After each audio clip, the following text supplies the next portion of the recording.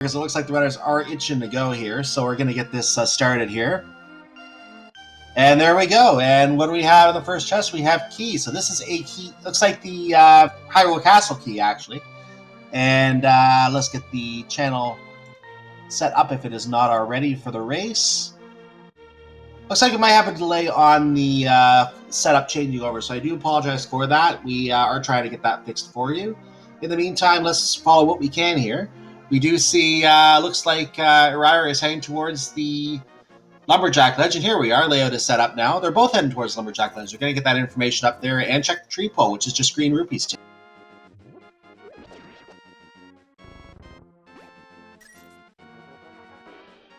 And there were bomb drops nicely from the crab.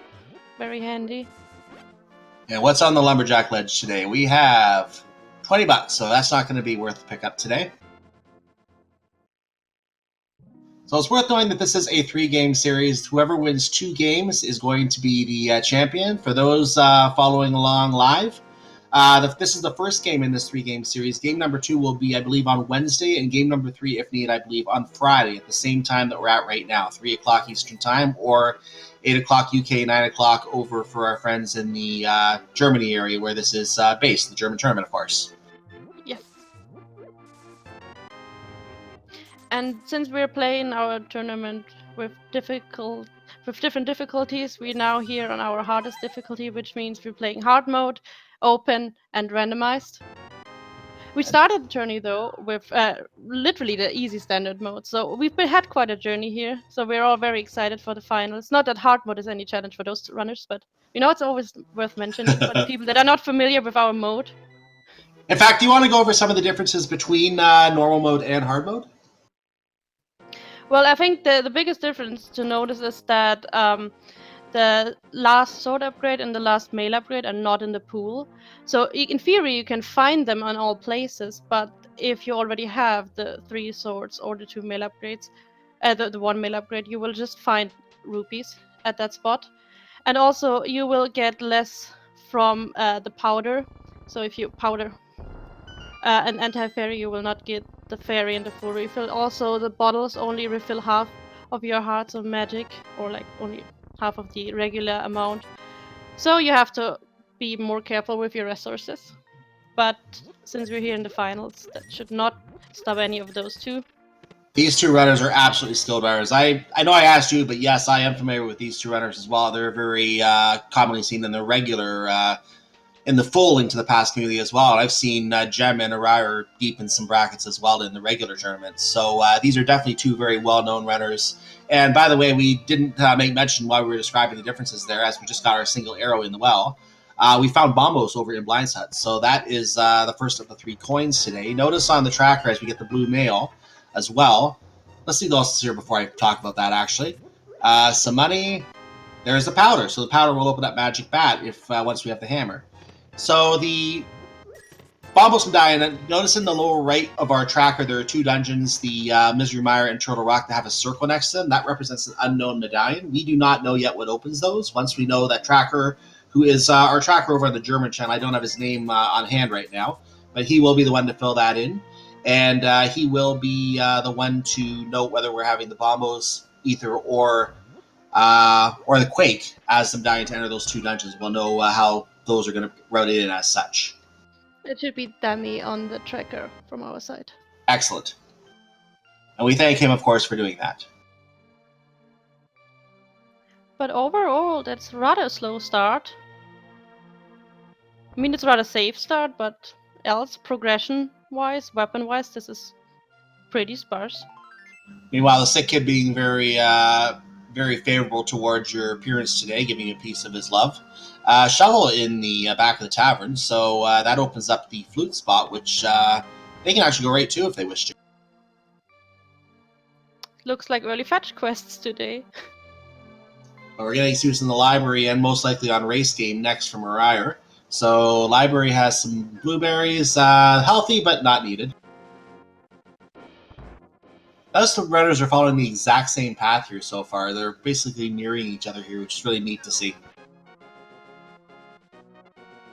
Yes, and Eri is gonna check the shovel right away. Else he would usually save and quit at this point. Yeah, it looks like he is doing that, and I'll be curious to see if Gem does the same thing. By the way, notice that Gem is playing the race game without checking the item first. This would have worked out in his favor if it was an item other than the 20 rupees we know is there. So Gem is going to be losing time doing this, but if it was a useful item, he would have gained time because Eriror would have had to come back and play the game normally then. So in this case, Gem now sees what it was, and he knows he lost a little time there. We got the flippers in the flute spot today. Which is very helpful with the roading now. So I'm starting to think what places we might see early. Swamp Palace, maybe. We need, of course, Mirror to get in, but it does come to mind as soon as you see the flippers. Well, at least if we find the hammer early, this can be a double dip swarm if needed. Indeed. With no hook shot. That is always suspicious, at least. Oh, I've seen Hammer in that first chest. Not the key one, obviously, the one after that. The first chest, I've seen Hammer in there. So that was Go Mode in a race that I called once. That's really nasty to see when that happens, but it does happen. That's even worse than hookshot on left side swarm. Oh yeah, it is, definitely. So Eriror is going to open up the dam right now. Gem's going to be going to collect the item that Eriror just collected, but Eriror is going to be seeing what's outside in the flooded area right now.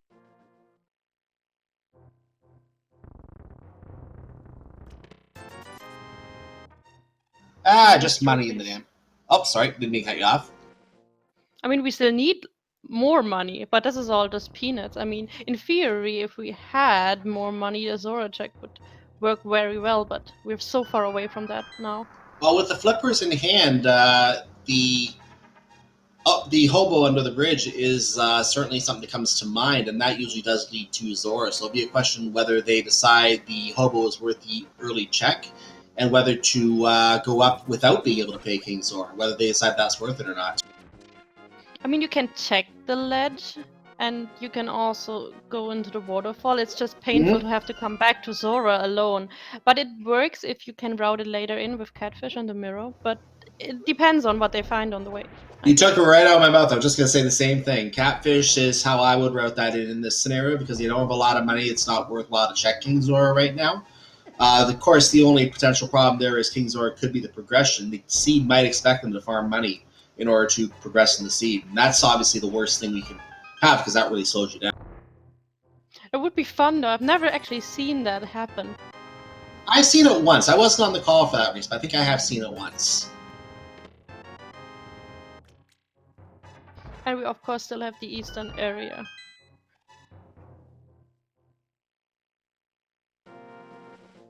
And I don't think we had anything of use inside of Mini Motorhome Cave. I wasn't really paying attention to that cave. I didn't see anything light up from that. And we just have money in Ice Rod Cave. It's very astounding, because you would have expected to find something, at least one piece of anything, because we have no access to anything. We're not even talking Aga access. I mean, we're as far away from that as we are from Dark World access. I was thinking this is a seed that's telling you, screaming at you, go to Eastern Palace, and it looks like Eriror is making that play right now, because there's not really much else for him to do. He can't go to Desert, he can't go to Tower of Harry, he can't go to the Dark World, he can't go to Aghanim, as you just said. All that's left is Eastern Palace at this point. Either that, or do the Hobo, or Waterfall Cave. Those are the only other plays. Or the actual escape. Without a or the actual escape. That's a good point. I forgot about that one. So there could be something in escape as well. You would avoid it because you have no weapon at the moment, but if you have to do it with bombs. Well, there's Silver Arrows. Not exactly a weapon yet, but it is something that we'll like when we have the bow. Also a thing that belongs to only Ganon in hard mode, so you can have them, but they won't do anything for you only at the Ganon fight. Now notice what Eriror did. He did not continue to Eastern Palace. He stopped at Sahasrarla, and or as I like to call him, Sacramento, and he didn't continue. So Gem, meanwhile, did check the hobo. I think it was just money or something like that the hobo gave him, and he's now going to route an Ice Rod Cave following the hobo. So we'll see if he goes back to the waterfall or if he goes to Eastern himself. He's leaving, so he might be going over to the waterfall. I mean, I could see that because you think the flippers are the only progression item I've found so far. There has to be something in the water. You would think so, yeah. It's understandable. It is exciting, though. I've never seen this such an empty seat. We have nothing to even. We can only powder enemies if we want to. That doesn't even do much. Here, have a free ferry that doesn't do much for you.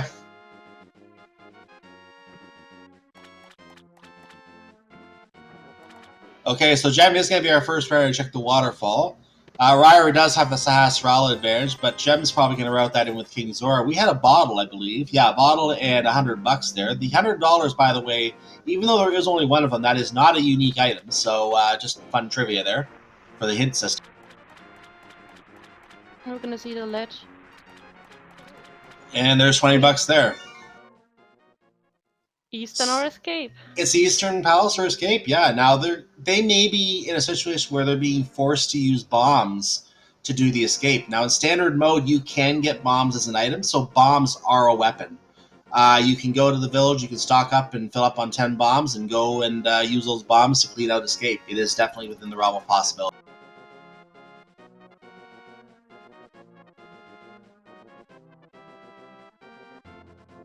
So Gem is going to get the... Actually, both runners are making the Eastern play right now, and Gem doing this later means that Ryder just... actually, no, Ryder's going a different way. Hold on. Before I say that, we'll see where he goes. He is buying bombs. Yeah, I think he's planning to escape now that we see him doing that. And Gem is probably going to do Eastern Palace at this point. I don't see why he might not be. We do know that all of the dungeons on the Light World are crystals, so he is walking out. This tells me he is going to Eastern Palace. I mean, in all fairness, this is a 50-50 chance that... Yeah, one of them is right. Chance at both. Or one both of them is right. right. Yeah, at least one of them is right. Whichever one, whatever item they find is going to tell them this is what they were supposed to do, and whatever the other one is, they're going to probably ignore it till later if they're both items that we need. I most ideally want to find the hammer now. To have some weapon and Dark World access puzzle pieces. I like a sword, but it wouldn't. I like a sword, but it wouldn't provide any kind of progression. So But it brings you closer to Aga, which it does bring you. Necessarily want to do. Yeah, that's an idea. Let's get a lamp, actually. Well, the lamp puts at least the things behind the dark rooms in Eastern in logic.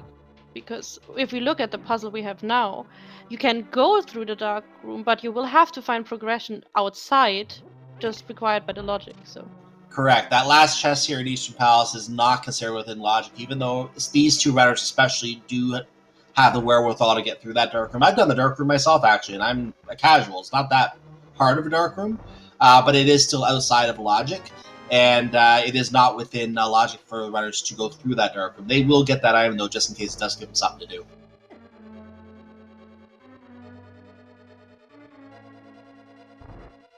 Oh, there's our power glove.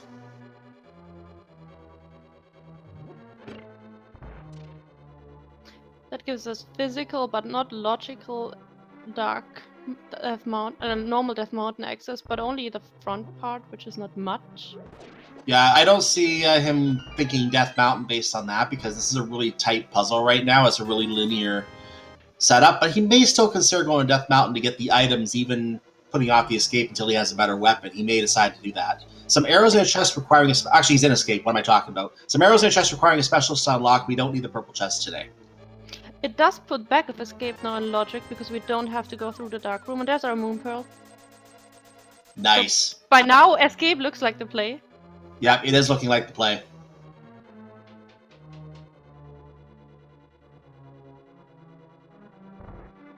And now we're in that dark room. So whatever Gem finds beyond here is a sequence break. If he were to find something like the hammer over here, the hammer is not something he's supposed to have yet. So that's what this would mean, and that means that there has to be some kind of logical tie-in where the lamp is found in a place that is not accessible by hammer, not requiring the hammer. Would be good for him, though, if he finds... Hammer would be a good find. I'm just picking that out. If that shows up here, I'm going to probably be burned at the stake.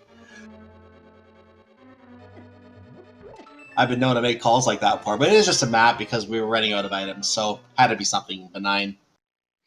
I made worse predictions, like boots on mushroom and purple chest things. Bad things. We're all witches and wizards. Well, the best the best switch moment for me, I think, was a combo randomizer where I suggested, okay, we see what the Troll Rock Medallion is going to be in Hookshot Cave, and it was in Hookshot Cave. Boom. So it's just funny when it works out like that. And there's our sword, Book of Medora, and $5 in the back of Escape. That Escape was definitely the play. Book of Medora is going to open up Desert Palace. So that means that we now get to find out whether we're going to need the boots to clear Desert Palace or whether there's something else interesting that we need to get in Desert Palace. And we're gonna see Zora now from Gem. Yep, he has enough money. He wants to get this out of the way. He's not going to wait for Catfish because he's kind of not sure what to do at this point, I think.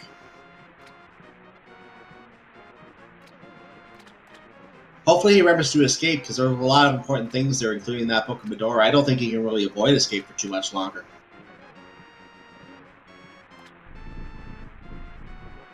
No, but I guess since he knows that there might be a good chance that Eri decided to do Escape instead of Eastern, he does want to do a bit of damage control and take a shot to see if he might find something valuable there that Eri missed. So Jem finds a $500 piece of heart and is like, nope, you're giving me a refund. Does a reset, gets his $500 back so he doesn't have to farm for Palace of Darkness or anything else later. He's getting his bombs now and gonna go do Escape. Not that he has any choice. He doesn't have a choice. That's all he has. We haven't seen Agina's cave either. So that's why he wanted his money back. He wanted to put a potion away since we're on hard mode. Now he's going to head to Escape. Which makes Desert even more attractive since we didn't check Agina and we have the book now. So the question is, will Eriror head to Eastern Palace and give that time back to Gem later? That is a question. Notice, by the way, Eriror did sequence break Death Mountain. So everything up here is out of logic. He is not supposed to have any of this yet. Now the question is, did we need the lamp or the flute to get up here? That is the only thing we do not know. One of those two is a logical way to get up here. If we find one of those two items up here, we know the other one is hidden somewhere in order to get access to Death Mountain. And our hint up here, everybody is looking for something. Yes, we are. We're looking for something, you know, some hints and some help and some items. And yeah. This is going to be the Agina and Desert play. I would strongly suggest. There's not really anything else for him to do because you notice he was sidetracked there. He couldn't go to Tower of Hera. He was completely deadlocked. So he doesn't have the hammer. He couldn't have done Spike Cave if he wanted to. That wasn't an option. Plus, he doesn't have enough health or any invincibility anyway. So yeah, Desert's all that he has. I mean, it's not too bad. It's just without the fire source, there's no clearing of Desert. And it might be boots locked. Now the question is how Gem will read the seed. Will he make the Death Mountain play when he gets his book? Or will he come straight over a Desert? This would be a case where he can gain some time on Eriror, who did make the trip up Death Mountain without being able to proceed past Sanctuary Rock. So Gem gets his Power Glove. Eriror is going to rob the Hermit for 10 arrows. So now we only have Desert open. Because Darkfrost is not in logic.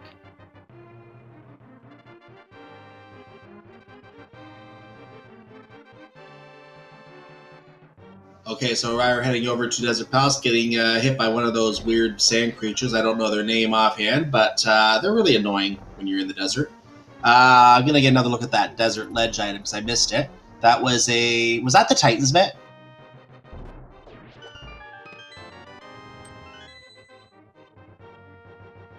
Yep, chat is confirming. That makes this really interesting. Mid-Stark World access. Oh, yeah, chat is confirming it was a Titan's Mitt. So yeah, we are going to be walking through here. Even if we can't finish the palace, we're going to be walking through here. And we have some form of Dark World access here. I think. Yeah, and since they're on the ledge, you can just walk there no matter if the dungeon is boots locked or not. Now, I just mentioned, yeah, they do have the Moon Pro, so yeah, they would be able to walk around the Dark World and do things. So yeah, that is an option.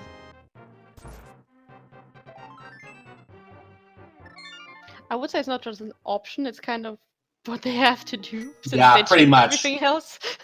This is so linear right now that there's your lamp. So Death Mountain is now in logic, and that means that the $50 Eriror picked up inside Sanctuary Rock is now allowed for him to have. Yay! Yay, logic falling back into place.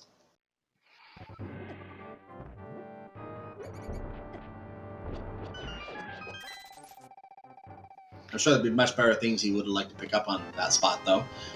So Jem getting his sword, his book, and he's going to be a little happy about that, but probably worried that Eriror might have picked it up already, which he has. And let's see his what... boots locked. The gnome asked you to guess his name. Okay. So yeah, Bootslock Desert Palace. You had to walk through here to get the Titan Zip, but you're not finishing it yet. I mean, the lamp is not the worst find since it's our only fire source at the moment, and if we're gonna go explore more, we might need to go into fire-locked areas.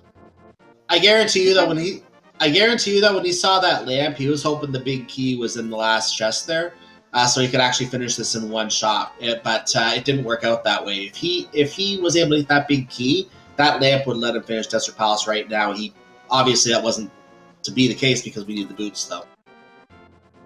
But in all fairness, Desert is one of the better dungeons to come back to. It's a quick one. You can do it with Misery Mire, so it's not that bad to knock out the final area because you weren't in that area yet, so you're gonna have to go back and do that anyway.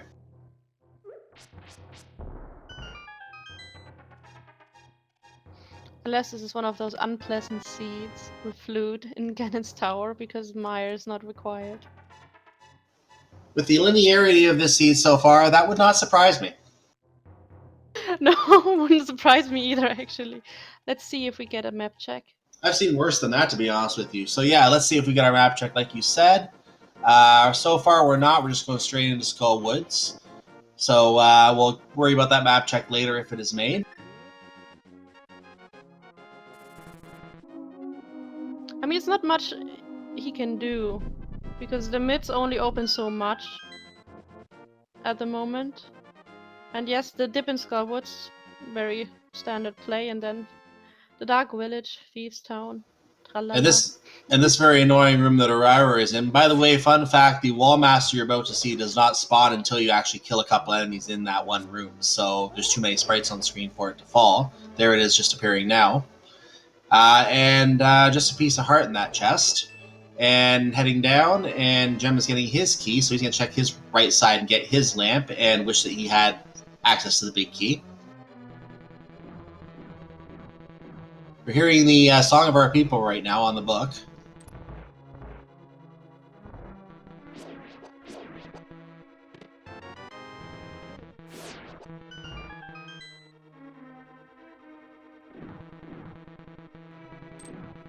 And Eriror finding the map for Skull Woods.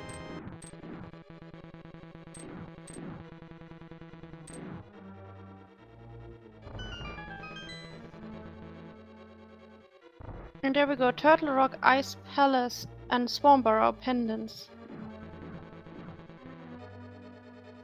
What was that you said about a flute flute not being needed in Ganon's Tower?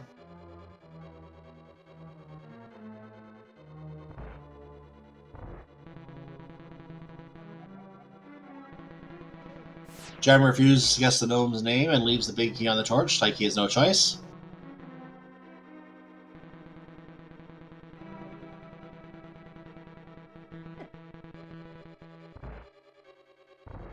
Yeah, I know it can get degrading after a while, can't it?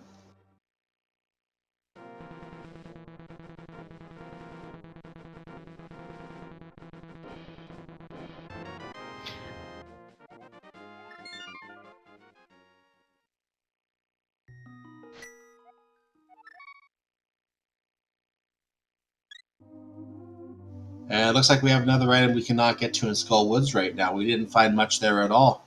So we're gonna look at that. The hook shot requires the cape. At least it's nice to know where it is. That's very nice to know. That's a spot that can often be overlooked in your checks. So the fact that Eriror checked that is good information for him. And let's just hope that Jem also makes that check so he knows he has to pick up that cape. Jeb's going to probably go straight to Skull Woods. Actually, I wonder if he might try and do Thieves Town. Nope. Looks like Skull Woods. It's just the standard. I mean, you know who you're racing up against, I guess. You don't want to, like, diverse too much. He might also be thinking Eriror might have already done Thieves Town for all we know, too. If that's the case, then he thinks he's getting ahead by going to Skull Woods. I mean, you only have Skullwoods in Feast Town. That's right. Anyway. And Feast Town has the chest that is hammer locked, so that's always unpleasant to leave behind. I agree with that. Ooh, the mushroom! Fetch quest galore! And Eriror is going to pick up more items here in Thieves Town. So let's see what we have here. We have the big key. That had to be in one of these 4 chests because there's a locked door at the upper right of these rooms. So the big key has to be in this series of rooms somewhere. Of course, unless it's key sanity, in which case it can be, anywhere.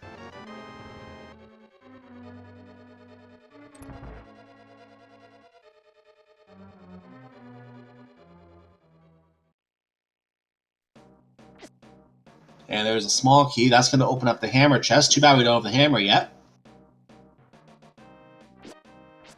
And a piece of heart. And he decides to death warp, apparently.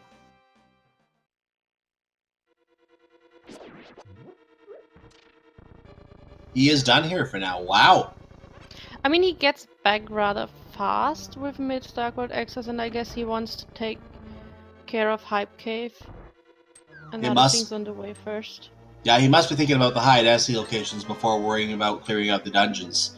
That could be costly if it turns out the progression is in those 2 chests that are available in Thieves Town or on Blind himself.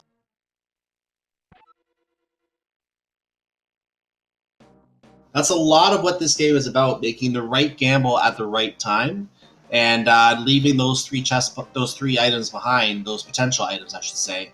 Now, I think 2 of the 4 remaining items have to be the compass and the map anyway, so it's not that much of a gamble knowing that 1 of the 3 items is going to be among those two dungeon items. But if the progression isn't one of those remaining items that is there, that is something that could be a bad gamble in this case. Where in another race, Eriror would have no problem with that because it would be a useless item. Like that. A little money at this point doesn't hurt, though. He hasn't checked Zora yet, so he's going to have to route that in now that he has nearly the $500. But he's going to route that in with Catfish if he can get over to Catfish at some point.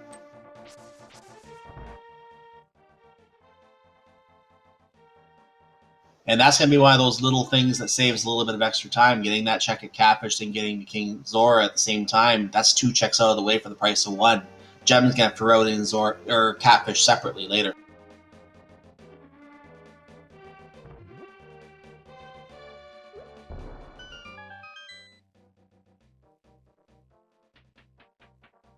Now, Eriror already got the flute from the shovel spot, and he doesn't have to be here anyway, but at least he knows this area is cleaned out. He doesn't have to come back now that he's got his $5, I believe that was, from Stumpy.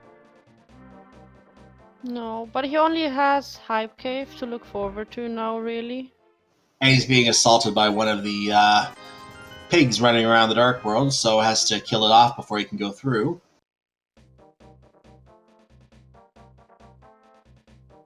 And here we are. We're on the screen of Hype Cave. So, ladies and gentlemen, get your hype in chat for Cave of Disappointment, as I usually like to call it these days. But we'll see just how hype or disappointing it is in just a moment. What do you think's going to be in here today?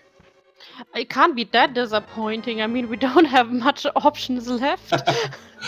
Well, item number 1 is some fresh blueberries. Item number 2 is a piece of heart. The fire rod. And 10 arrows, and the ice rod. So we have a hot one and a cold one, ladies. Yeah, rate that Hype Cave. 4 out of 10. Oh, that's more than a 4. You can finish Skull Woods with that. I'm going to give it a 7. But it's the only thing you can do with it. It's still progression. I'll take it at this point. The ice rod is just the bait. The turtle rock bait. It is Turtle Rock bait. I agree with you on that for sure. The bow can very well be there, you know? That's how seeds usually end. Given how linear this seed is, I'm going to say that Try an X is required.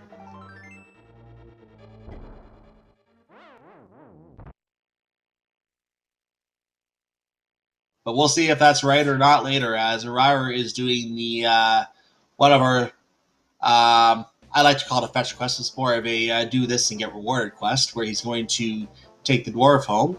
I don't recall if he got the hint for the purple chest or not. Did he? Wasn't that in Eastern? Yeah, he wasn't. I don't think he was at Eastern. So he might be worrying about that purple chest later if he doesn't go to Eastern Palace soon. But he's trying to put off Eastern Palace until he gets the bow. That is what he is trying to do. That's why he hasn't gone over there yet. He knows he has to complete it. He knows with the bow he can complete it.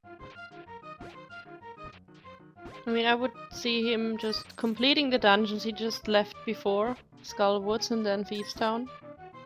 And then take the purple chest as a last resort. But we know that the purple chest is only going to give him 10 arrows, because that's what the hint in Eastern Palace said. So that's going to be a waste of time. We know. He doesn't know that, but we know that. I mean, he has to find something before, so that might just lure him away from doing that, but he might be... But he's gonna, if he finds something like the mirror, he's gonna do the entire chain and do the purple chest with it to clear that entire chain, because the mirror would give him access to K45. It would also give him access to some other caves, but K45 is the main one. He'd be able to hop in the water and get the item on the island, which I think he might have checked that, so he won't do that. But that would be part of that chain otherwise.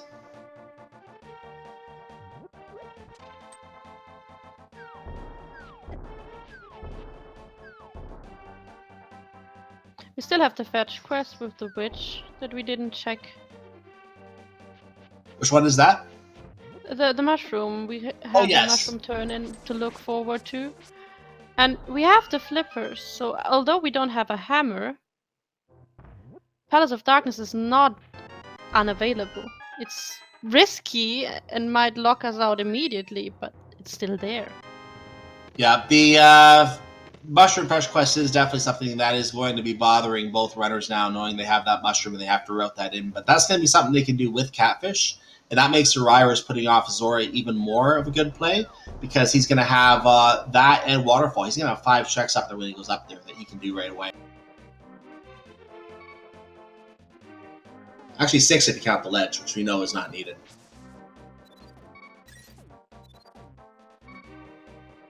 Gonna save some magic here.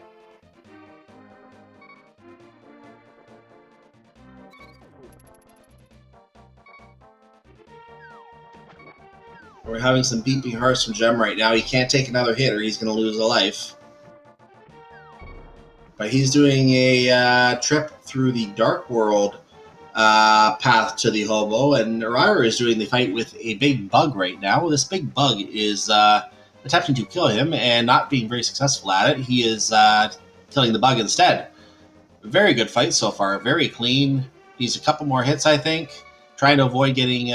there we go. Fire Rod does the job. He's able to keep his distance and take any damage at all. Beautiful fight.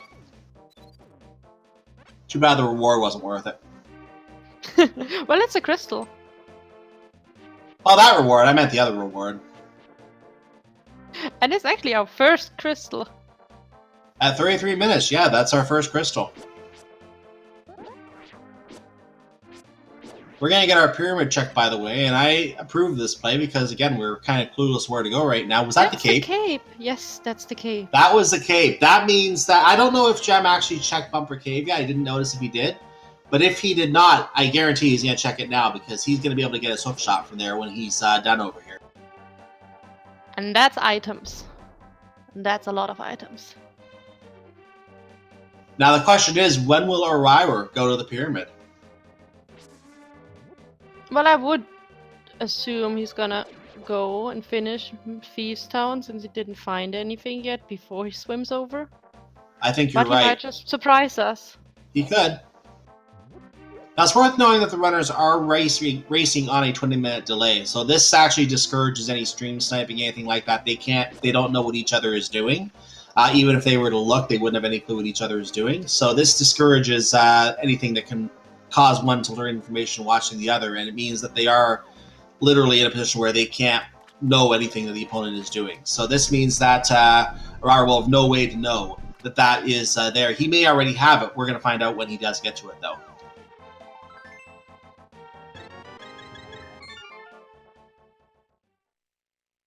There's Arcana Samaria. Was worth it in the end.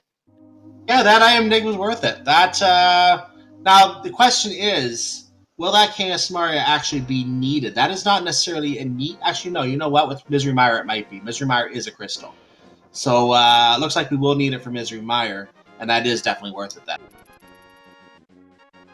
I bet you we don't go without Turtle Rock this seed. Oh, I'm sure we have will. to at least go in there. Yeah, the bow's gonna be on Trinex. You know it will be, right? Yes. We have the Ice Rod, so... And that will send Eriror into Eastern Palace before going to Turtle Rock, possibly. We'll find out.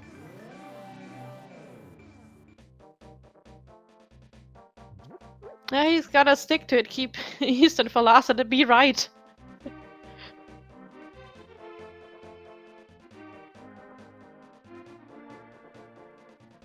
You have to think it's bugging Eriror right now, wondering what's in Eastern Palace, because he hasn't been there and he's got all these other things to do. He wants to do these other things first and try to keep Eastern Palace for last, but you have to know it's bugging him somewhere. The question is, since it's likely that the hookshot is the progression we need, he might not think that he has to swim over to the pyramid next. Think maybe That's a good something point. in Eastern. I mean, it's also quite of an off chance, you know? You go from the ledge to the other ledge to find your progression. Well, at this point, the fact that Gem is now going to get that hookshot, that is a huge advantage for him. I'm going to read that again. I didn't read it correctly, but I saw spoiler logs in it. And I had to laugh at that because I was an administrator of the spoiler log tournament that finished on Speed Gaming about a month ago. That was a fun tournament as well. If you've never played the spoiler log format, play that format. It's really fun to play. Yeah, the fact that Gem now has his hookshot, that is a huge advantage for him. Eriror does not know the capers on the pyramid, and that is what he needs to get that progression to the hookshot.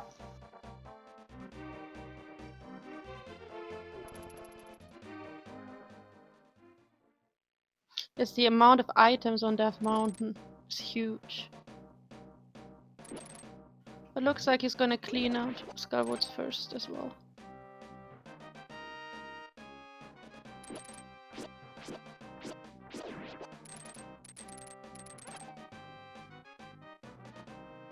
So Eriror is now gonna head downstairs and find the Fair Maiden, because Blind was rather vicious and cruel and locked a Fair Maiden in the basement. I mean, better than being locked in a crystal, but still.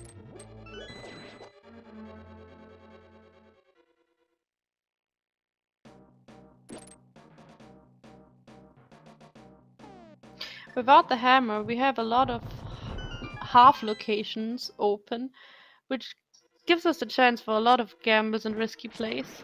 So it's very, very open what's gonna happen yet. So the items in Thieves' Town not paying off for Eriror right now. This is going to eventually force him to the pyramid because he's going to run out of things to do again. Or to maybe Eastern Palace first. We'll see. You could go for the chest density.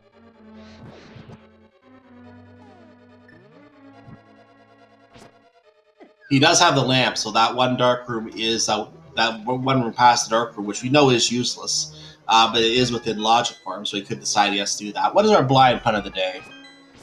Are you doing a blind run of this game? Well, yes, we are. But from the density aspects, I mean, he checked Sahasrara's closet, so it's really only the items in Eastern, which is actually not that dense. Yeah, that is true. He did check Sahasrara's closet. I found it strange that he would make the trip over there and then not finish it with Eastern Palace. I would think he'd do those at the same time because it's just inconvenient to go back later. But again, his logic was he's trying to hold off to Eastern Palace until he has the bow. That way he can take the bow to the Palace of Darkness with the mirror, and then mirror over to Eastern Palace entrance right there. He doesn't have to worry about Sahasrara's area at all in that case. So that's what his plan is. It just may not work out for him that way.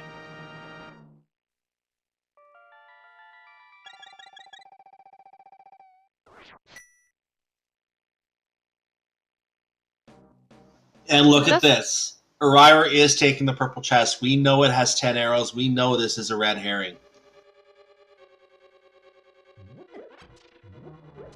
And now you're some time for Gem back from Thundip. I was gonna say I interrupted you. Go ahead. I apologize.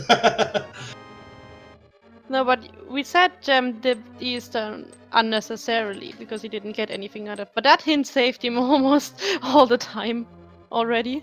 That hint was good information for him because Eriror is going to go back to Eastern Palace. He's going to find the hint there. And he's going to probably leave a bomb on the hint tile because, you know, why didn't you tell me this sooner? Oh, you weren't there. That's why I didn't tell you sooner.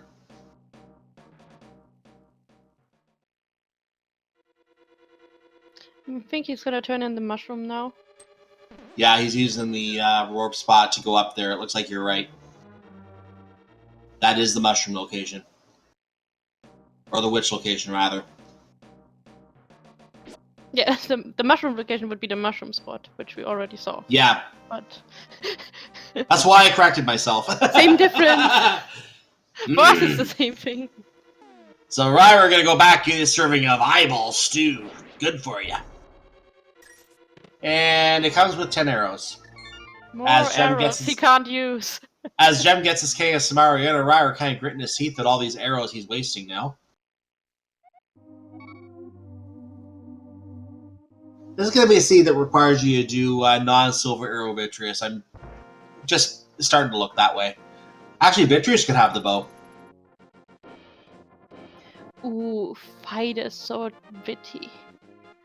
Oh, we might find another sword. Evil. We'll find another sword before then, probably. But there have been scenes where 2 or 3 are locked in Yan's tower, so you never know.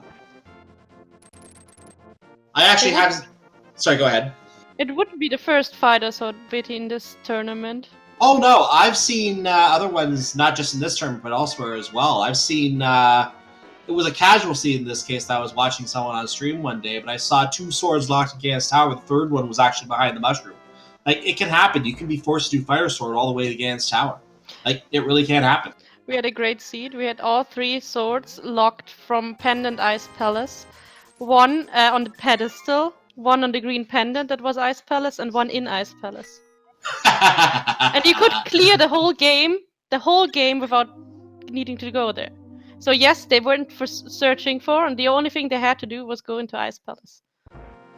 And they need to do that in order to get Gan, obviously, because that's how they were all locked up. That's funny, actually. I like that. So let's get back to the race here. Eriror going to the Dark World shopping mall area here. Actually, no, I take that back. He's going to a Catfish. I got the wrong area in mind. So he's going to Catfish right now. He is going to get all the checks up here that I mentioned are all bundled together. The Waterfall, Catfish, King Zora, the Zora Ledge. All those are going to get checked right now by Eriror.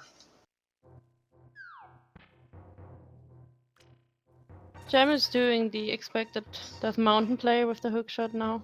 He is doing it in logic, though, and this is actually going to work out for him because he is going to gain some time not having to do this in the way that Eriror did. The problem is that he doesn't have the hammer, so he has to decide, is he going to check Spectacle Rock, or is he going to and then drop down, the fall from high up that actually doesn't hurt him for some reason? Or is he going to just go straight across the hookshot path because that's what he has and see if something else is over there like the hammer? Looks like he is going to climb. They're just going to be thorough. I didn't see what Catfish had. Did you see that? It was just a piece of heart. Okay, nothing good. Well, I mean, the hearts are spare, so I mean, you could say it's something. I mean, we only have half the amount of big heart containers we usually have, so a piece of heart. That's true, yeah. Not the worst, but it's not what you hope for, obviously. Yeah, when I say it is something good, but it's not something absolutely worth having because you're going to find other pieces of heart, obviously, is what my point was on that. And Harry's going to find his cape and his hookshot and not be far behind. And Gem is given the information of everyone looking for something. Eriror is now going to have access to his hookshot.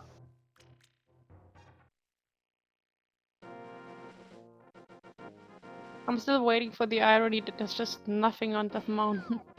And it's simple. We actually had that in one of the final rounds of, I think it was in the Spoiler Log tournament, we had absolutely nothing on Death Mountain except maybe a sword. That was it. It wasn't even required. So we actually have had that in a seed before in a race, and it was actually remarkable to see. I actually reviewed that seed later on my own channel because I was really amazed by that. It looks like Erir's gonna check pod.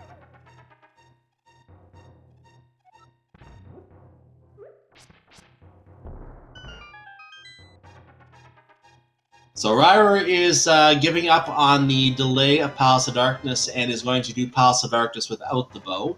It was starting to look like this was going to be necessary, so he's not going to be able to finish Palace of Darkness unless he finds the bow in here. If he does find that, he's going to know he can do Eastern Palace, but he's not going to have the mirror to do that, so unless he finds the mirror in here as well.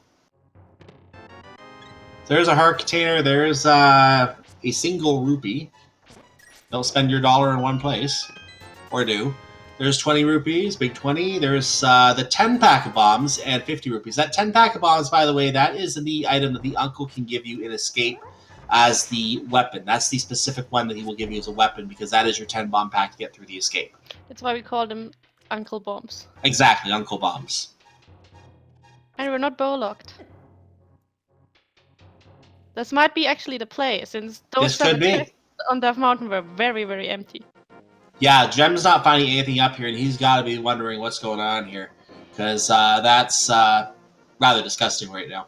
He still has a walk of shame to do. Yeah, it really is the walk of shame, because we don't have the boots today. This long... And we gotta find them. We need them. So we'll catch up with him when he gets down there. In the meanwhile, we're going to look at Eriror, who's heading up to the chest, to I guess the second chest in Palace of Darkness. There's one of his keys, so he's going to proceed with that. Jem's still walking around. Eriror is going to head south, and now we're going to catch up with Jem as he falls down to the chest and opens 10 arrows. Eriror opening up a bomb spot to fall down to check another locked chest here. Odds are this is going to have a key, or the one down on the floor that we're going to see in a moment is going to have a key. One of them has to have a key, I believe. So let's see what we have in this chest. Well, that's our Master Sword. That means we're going to probably have a key in the other one because we're out of keys.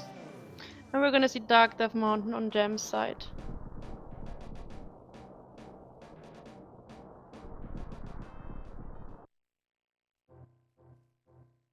The good thing with the hookshot on Dark Death Mountain is hookshot cave. Some bombs above the pose. That's something we have not been able to check yet, and it's a good hint because we don't have the mirror yet, so we know not to do that now. Or at least Eriror knows not to do that.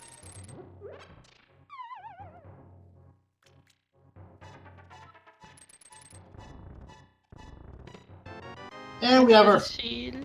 Our Fisher Price shield, as we call it. And I think it was some money in the other one. Yeah, $5 in the other one.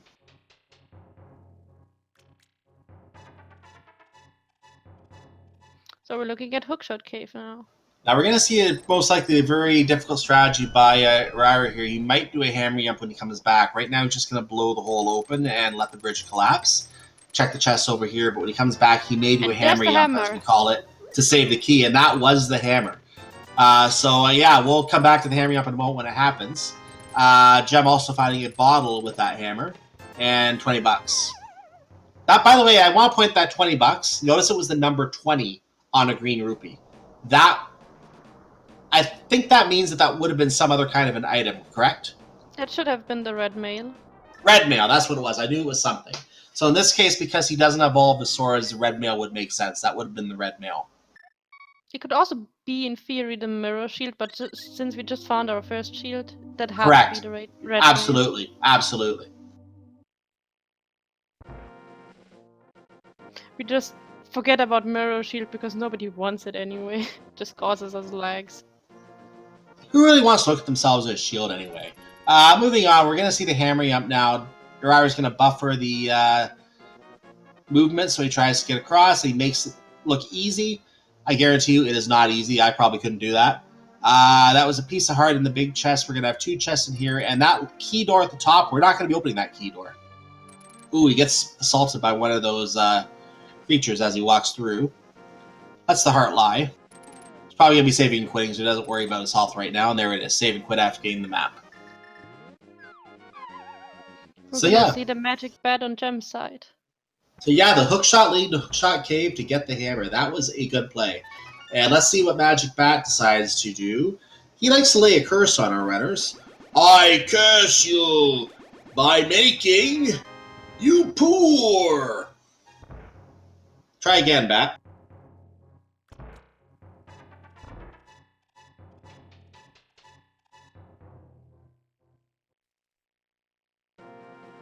So the hammer gives us now access, very, very awkward access to Tower of Hera all the way around.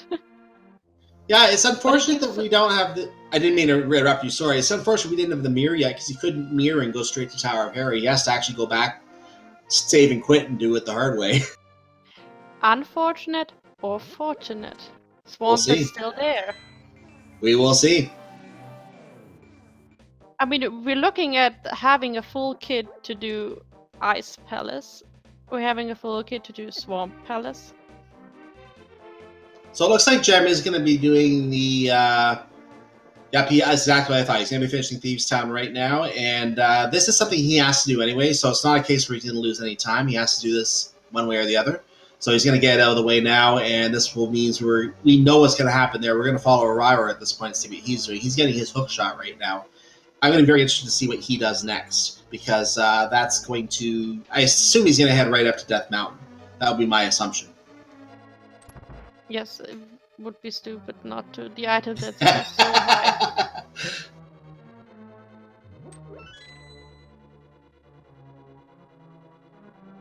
And he pulls the wall before saving and quitting. Why not?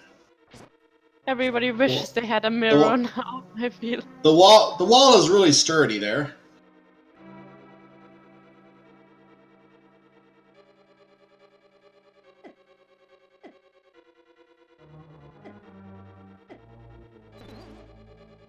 Jim does not have a good time today in Thieves Town. It gets to the best runner sometimes.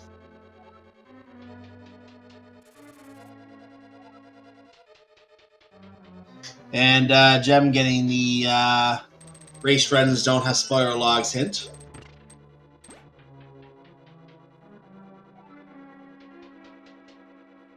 You know what I'd like to find next? Quake. I didn't even notice that was the entrance to a rock. Good for our tracker to catch that, because I didn't see that.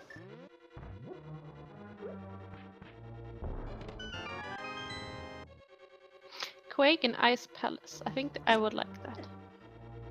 Quake and Ice Palace. Sure.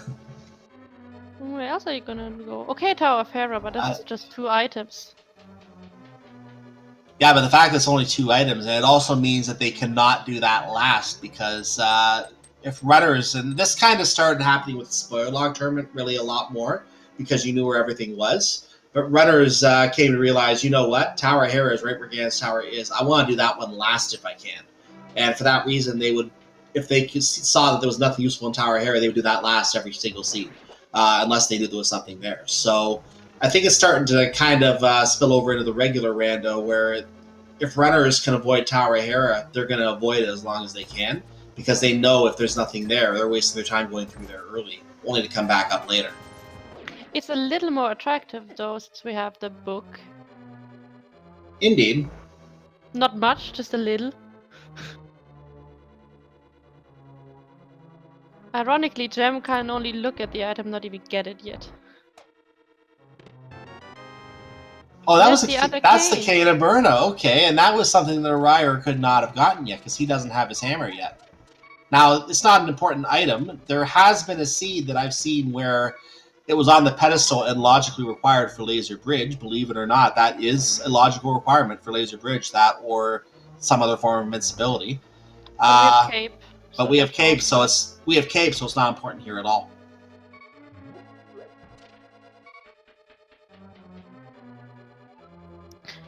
Yeah, we have no blue meringue and red meringue yet. I'm kind of disappointed, actually.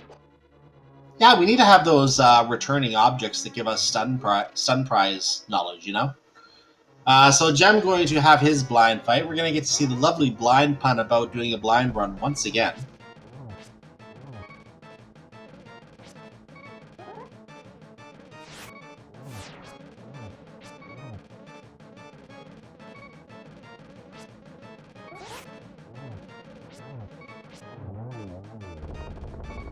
And that's that. So that is our second blind now.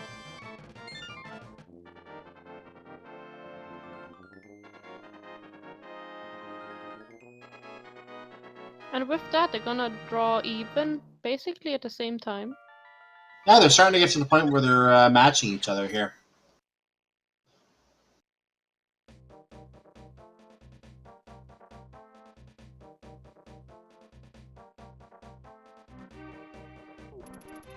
I mean, there's a small difference in checks, but it's really small, like mushroom versus bat for nonsense. Nothing really vital. Well, we're going to get our hammer peg check right now, so this is going to get that out of the way. And we're going to get to see what's in there today. There's our mirror! Oh! Blessing or bait? I wouldn't mind seeing it as bait, to be honest, but we'll see. Swap does have a lot of items in it, 6 to be exact, I believe it is.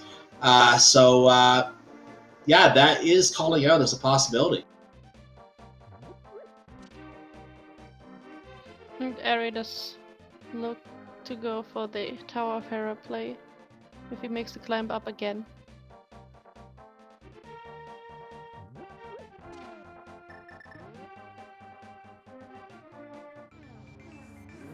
I mean, Tower of Hera is the only crystal we can clear at this point. Yeah, they might have to, and that seems Eriror has come to the realization that this is what he has to do, because there's not much else he can do. He still doesn't have the boots, can't do Desert Palace, doesn't have the bow, can't do Eastern or Palace of Darkness. Swamp Palace is a pendant, he doesn't want to go there, but I'm starting to think we have to go there, because there's not much else we can do. Ice Palace is available, I believe, but no one wants to go to Ice Palace.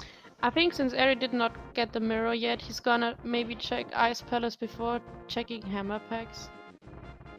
Since he can't really combine it with anything at this point. We'll see what he decides to do, as he is doing Tower of Hera right now. So if there's an item in here, we know this was the play to make. If there's no item in here, it's looking like Swamp Palace or Ice Palace has to be the play. And since Swamp Palace is a pendant, actually Swamp Palace and Ice Palace are both pendants, so that would be absolutely gross.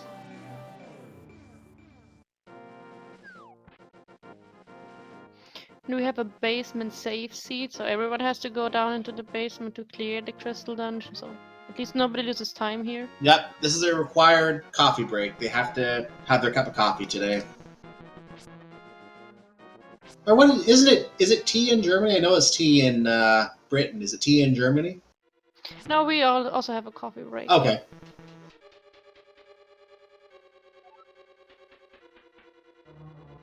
Or if it's a late seat, maybe we have a beer break. that's what it was. Yeah. I've heard a lot about the German brews. That's for sure. We're not the only ones that love beer, though.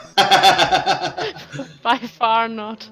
I personally can't stand it, but we won't go into that because that's potentially bordering on the family unfriendly part with alcohol. So we're going to get out of that topic as Eriror does a death warp. He doesn't have the mirror. He can't proceed with that unless he... Well, it's just going to be quicker for him to take the death rather than proceeding back manually. And he's going to walk upstairs again now. Imagine if there was a no death warping tournament. That'd be kind of silly. And no save and quit. Yeah, well, we've seen that for Legend of Zelda Vanilla, actually, the no save and quit. Yeah, but if you make no death warps, then also make no save and quit. Let them walk. Yeah, that's exactly it.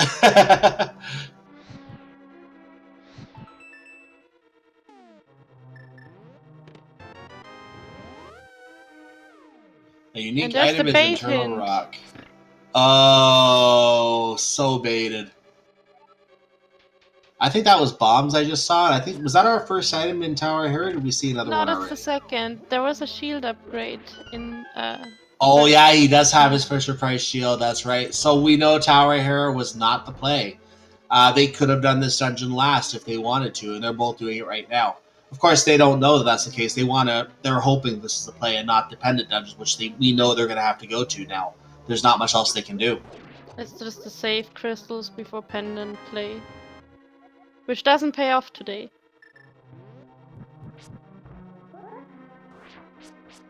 Now let me think, can they get into Turtle Rock right now? They don't have the Quake Medallion, so we need to find the Quake Medallion, which is probably somewhere buried deep in Ice Palace at this point, in order to even get to Turtle Rock to probably find their progression. So I mean, there's a good chance we see Eri go to Ice and Jim go to Swamp. Maybe Ice. It depends on what he feels like.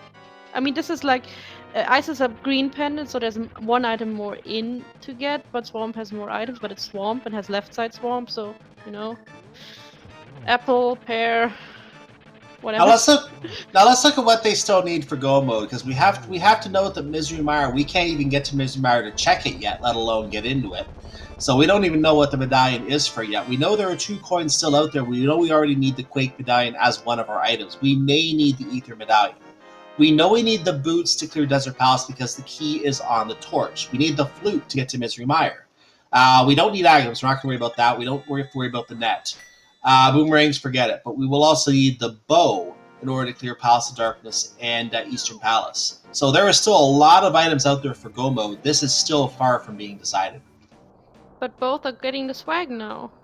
Eri found it first, and Jem is on the way to pick his swag net up, so we're gonna Oh, they did? Oh, we are finding the net there. Okay, that's what was there. Nice.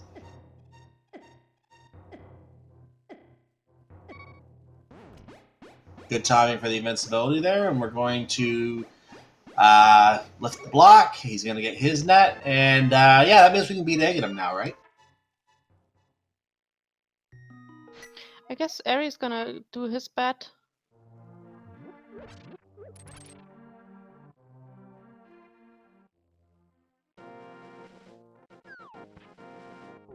Question in chat: have there been any pedestal checks yet? No, there have not been. We have had the book since the back of Escape, but no one has. I think the runners both already went to Lost Woods, so no one has routed in the pedestal. We have not checked the pedestal. It is a good point, though. The pedestal could also be a required item. I can't. Oh no! It could be the bow. Bow on pedestal would be horrible. It could also be the boots, and it could also be the flute. It could also be. It could also be ether. It looks pretty good. good. Also be the. Yeah, it could be ether medallion as well. Pedestal odds are still pretty good. It just can't be Quake, but that's all. Yeah, it can't be Quake. There's a lot of pedestal possibilities here. Flute could be there. The dream is very much alive. Yeah, so I think Eriror must have got the same thought about 20 minutes ago. Nope, he's going to the Dark World. Never mind. He might be finishing. No, he's already done Skullwoods. He's going to Village of Outcast. I think he's heading down to Swamp Palace, which is where Gem is going right now. So no one's thinking about pedestal right now. Is he actually getting his mirror now? Can you imagine if he checks all the items in here and then leaves without finishing the dungeon? And then it turns out it's a pedestal seed? Wouldn't be the first time. No, it wouldn't, but it still feels horrible every time. Yes, very much so. Eriror is doing the hammer pegs, so he's going to lose a little time here because Gem's already done this. So Eriror is going to fall behind on the trip down to Swamp Palace. But he finds the mirror very soon, though. That's actually quite lucky for him. Yeah, he does need the mirror. He does need the mirror to... Now that you mentioned that, yeah, he does need that mirror to even get into Swamp Palace. So yeah, this will be perfect for him. He's going to go straight to Swamp Palace now. At least that's what the seed tells you. But I say Ice is not dead.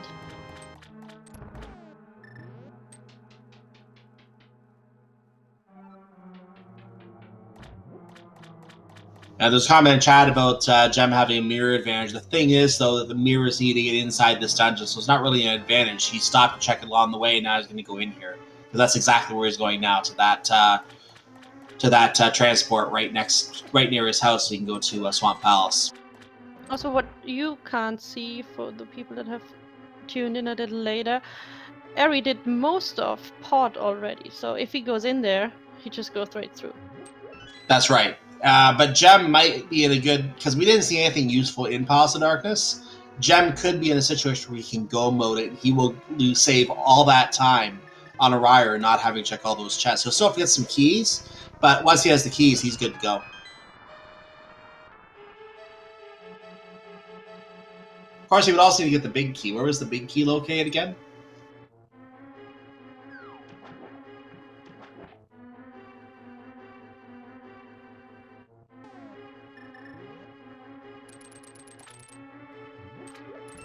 Can't recall it. I'm trying to remember too, and I think we just had to check and I missed it. Did Eriror check the Bombos tablet? No, he was in K45. Oh, it was K45, okay. He might be going down to Bombos tablet right now then. Looks like it. So this could also be one of our progression items. Gem getting some blueberries. They'll go well with that bacon later. Eriror, praise to the gods! A blast of fire bursts out. We have some burnt bat wings, and we get nothing useful.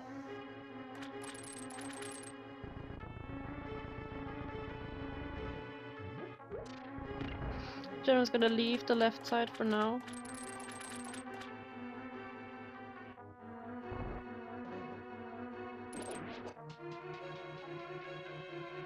And Eriror has consented to the Swamp Palace play at this point. I think the writing is on the wall for him.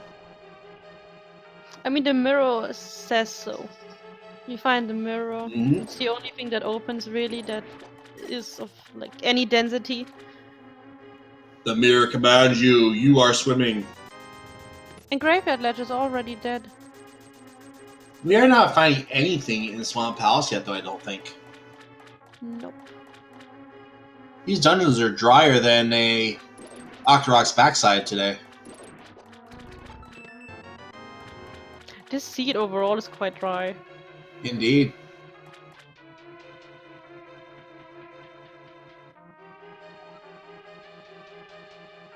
If it's all in Turtle Rock. Except for Quake, of course, but if it's all in Turtle Rock and then the pedestal's still required. Yeah, because Quake is in ice. We've Yeah. already established that. Yeah, we established that, yeah.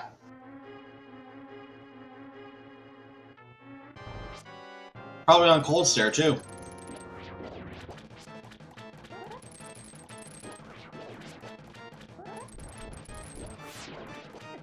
Or maybe it's on Sasha.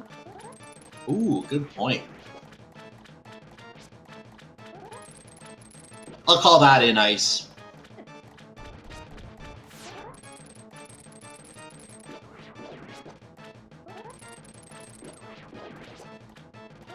So, Jim is fighting Argus, and he takes out all the Argai. Yeah, that's what they're called. That were on Argus's body, and now he's just trying to kill the squid. And get your dinner dishes ready. We have calamari ready to serve.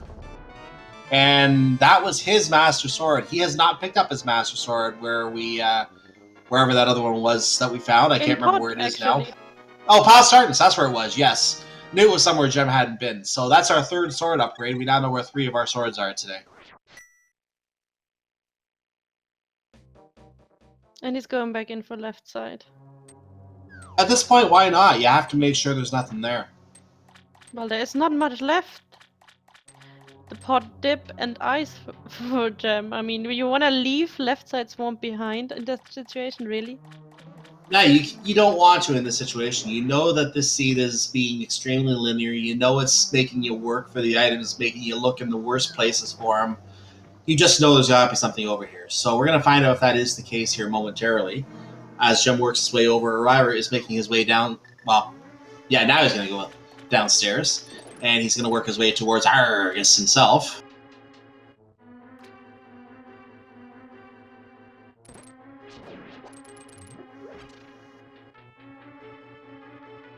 Eriror's Argus fight should go just a little bit quicker, as it's being noted in chat by one of our viewers. I think it's Reaper X3 I'm reading that as. He noted that was a nice Fighter Sword Argus fight, and I do agree it was a really nice fight. Eriror will be able to do it just slightly quicker with that Master Sword, but it's not going to be a huge difference again because it's Master and Fighter. Yes, it's twice the damage, but the way that Gem got all that damage in one shot, even with the Fighter Sword, he still did it in 2 cycles of Argus falling. So it's not going to be a lot of time save, but it's still going to be a slight time save, and Eriror can one cycle it. But I agree, it was beautiful. You barely noticed that it was just fighter sword. You wouldn't have known it was a spider sword. It was really nicely done.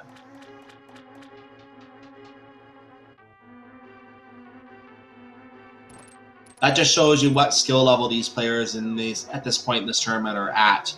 It shows that they are among the higher skill, and they do know a lot of mechanics about this game and things they can do to get through things as quickly as possible. So here comes the Master Sword Argus fight right now. It's worth knowing that Gem was also doing spins on 2 eyes at a time. So that, again, like you said, he was spin slashing 2 eyes at the same time. He did that really, really well. He's not going to lose too much time based on that fight. I think Eriror is having... didn't want to see the key. Let's see what's in this chest. If it's the map. I have to go back to the big chest for the last item. Poor Gem. It had to be the map. It had to be the map.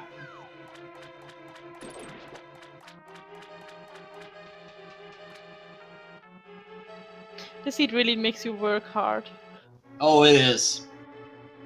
Now, noting that Eriror now has his Temper Sword, that's the highest we're going to get today. So, Gem could still find another sword upgrade somewhere to get his Temper Sword, but Eriror is back to having a sword advantage at this point until he does so.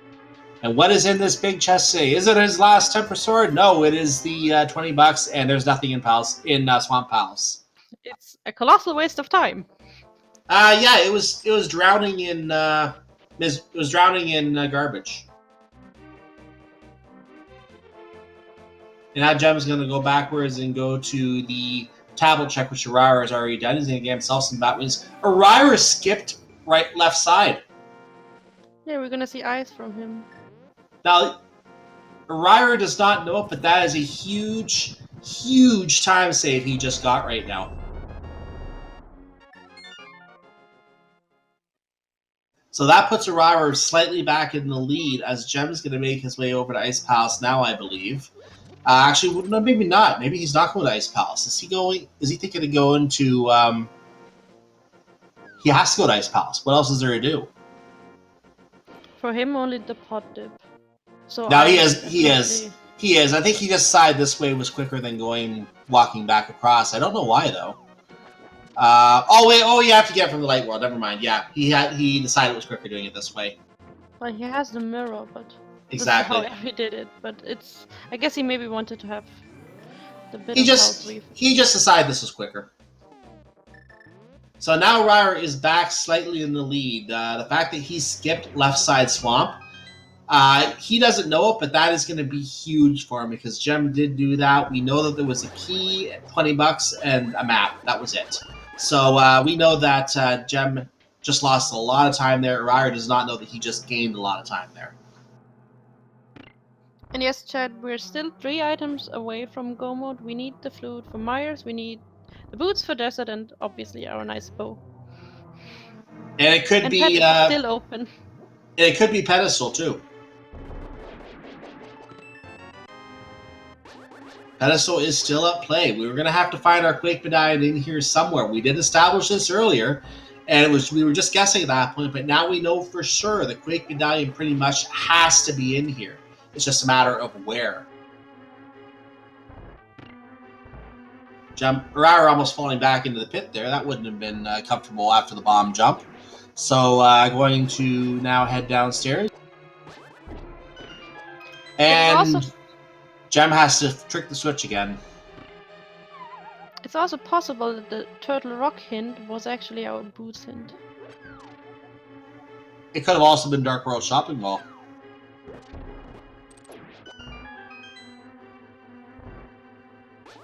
Yeah, that's worth noting. The boot seed is always going to give you a hint for the boots. It's just a matter of which hint tile it's on.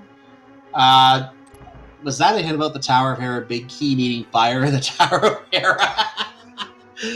Thank you, game. It's one of the best, yes. Thanks, game. We appreciate that. It's also nice in Misery Maya when you have the tile in the basement that tells you that the big key in Misery Maya is fire locked. Yeah, that's beautiful. That's also nice. Yeah. Or the hint where to find the hammer on the tile in Turtle Rock. Actually, even better if it's the case, Samaria.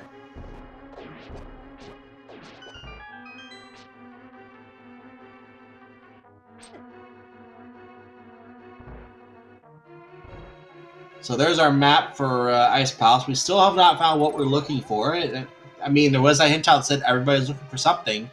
They are looking for that Quake Medallion right now. They need that to go to Turtle Rock because, believe it or not, we're visiting all 3 pendant dungeons today, ladies and gentlemen.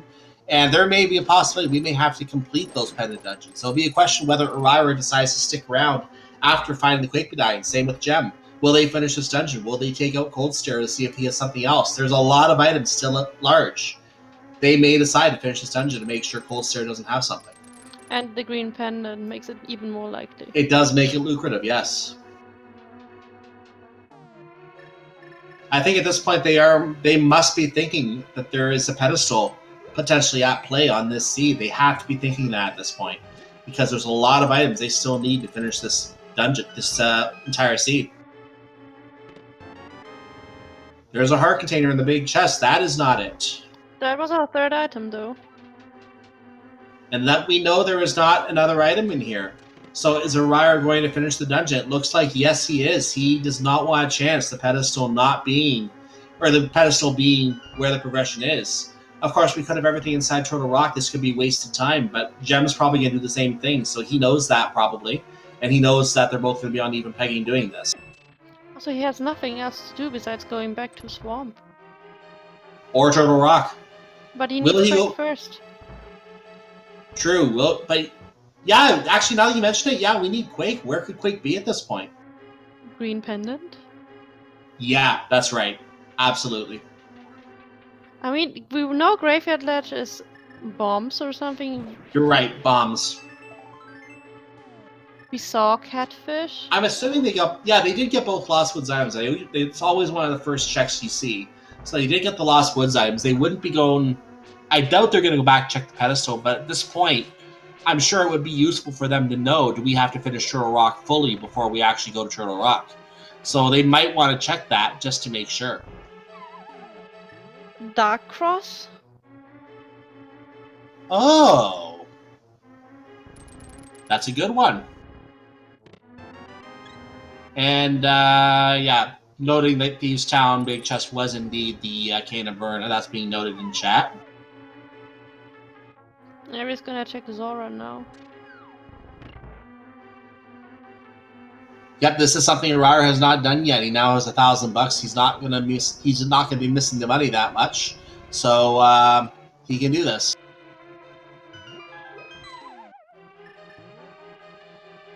But with our combined knowledge, there's not much left. No, there's not a lot left. The green pendant or Dark Cross. Else I can't even think of anything.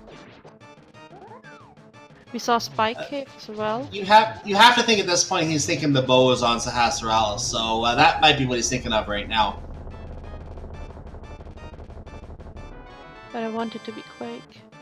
Oh, it's got. We need it to be Quake. It has to be Quake.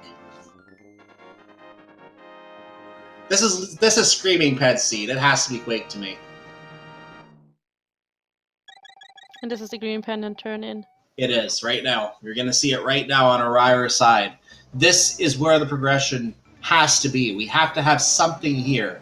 We could have the bow for Palace of Darkness and Eastern Palace. We could have the boots for Desert Palace Big Key on the torch. We could have the Quake Medallion to get inside Turtle Rock. We could have the flute to get to Misery Mire, assuming Bombos is the end. What is it going to be on Sahasrarala? He gives us the Quake Medallion! Very good. Turtle Rock, here we come!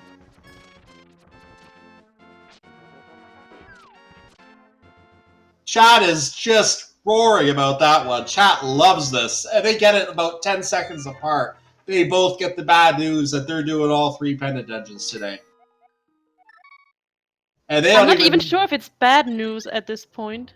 And they don't Actually, even... for Eri, it's great news. And neither knows what's on the pedestal yet. That's why I say it's bad news. But if it turns out the pedestal has something, it's going to work out in their favor.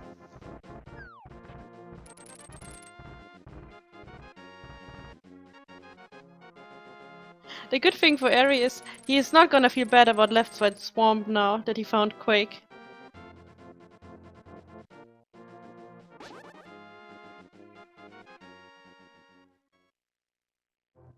So yeah, we still have all those other items I mentioned that could be here inside Turtle Rock. In fact, at this point, I would say one of them most definitely has to be in here. Will it be the boots? Will it be the bow, which would give us 2 dungeons to clear? Or would it be the flute? Or maybe even the Ether Medallion, assuming the Ether Medallion is needed for Mr. Mara. We don't know that yet. So those are 4 items that could be in here. 1 or 2 of those, maybe all 4 of them could be in here. In which case, we would be done. We wouldn't have finished Trinex at all, as long as one of us is not on Trinex. So we're going to find out as Eriror opens the door to Turtle Rock. Gem is taking the teleporter now and is going to be doing the exact same thing.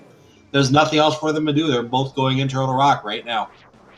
Would you leave Turtle Rock with 3 items missing? Even Not if you a find chance. whatever it is you find. Never. And there was point. And there was your most useful hint, recipe ideas. I think we had all the troll hints possible by now.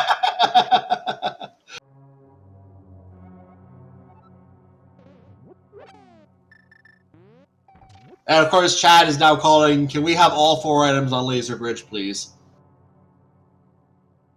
Where's the love for the pedestal, guys?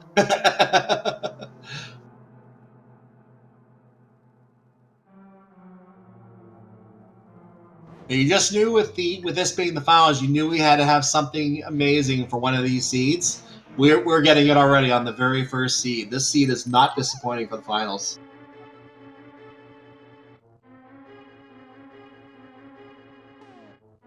No, I don't think both realize what they've gotten themselves into.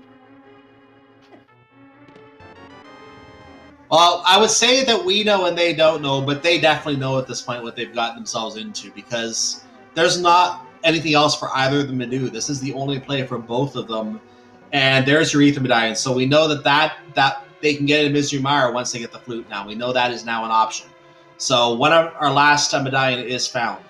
But yeah, this is all they could do. So they knew they had to do this one way or the other. I'm sure they each figure their opponent is following the same path, but you have to imagine in the back of their mind, each of them, they're thinking, did my opponent somehow do this a little bit faster? I did this check that he might not have done.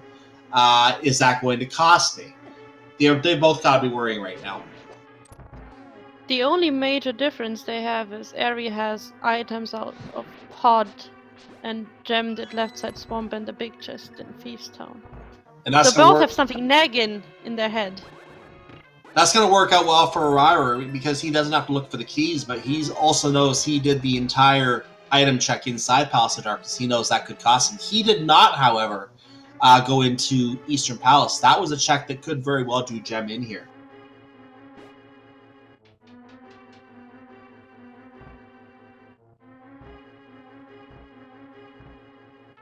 I mean, we know they have to find something.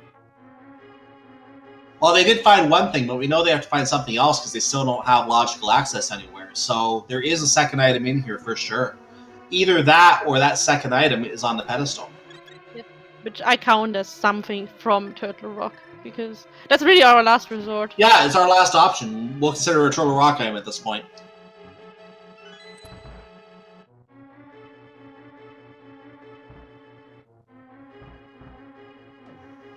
We have chat calling for a sword on Laser Bridge to help Gem out. I mean, we still have tons of items in Ganon's tower. So yeah, that sword could be there. More likely the sword is there. And the difference between Master Sword and Temper Sword on Ganon is huge. That could be a time saver for Eriror as well. Pivot Cave. I like to call this a Turtle Rock item, but it is considered an overworld item, a dark world item.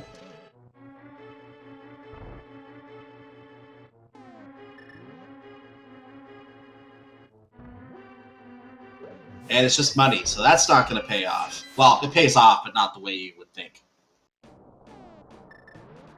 No, there's no one left to bribe in this game.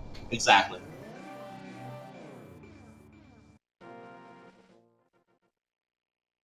And the King of Smart comes back out for Rari. He's going to check the big chest. What do we have as a key? There has to be one more key on Laser Bridge. Or it could be right here, for all we know, in the next chest.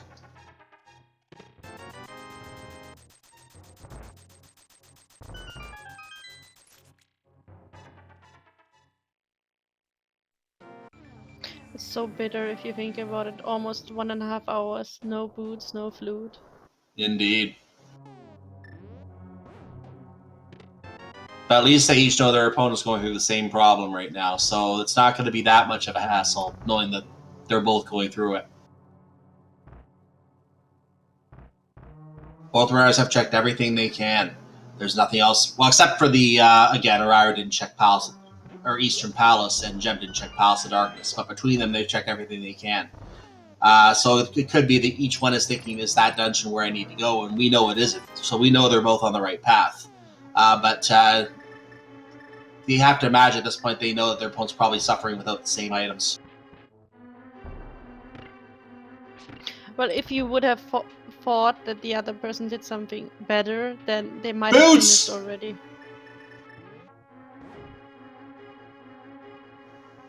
So we found our boots on Laser Bridge. Let's see what else is here before I comment on that. So that was our last key. There is one more item. We have to check it because there's still items we need. And Eriror takes a fall into the pit. That's going to cost him a little bit of time. Going into the last chest, $20. That is our last sword. That's our sword. Gem is going to get a sword on Laser Bridge. And as for the boots, the speed run can now begin.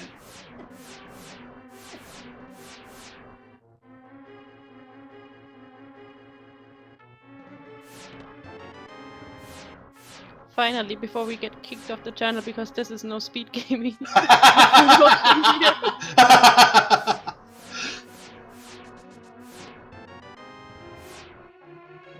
So we're going to come down to that chest right now, and this is the sword for Gem right there.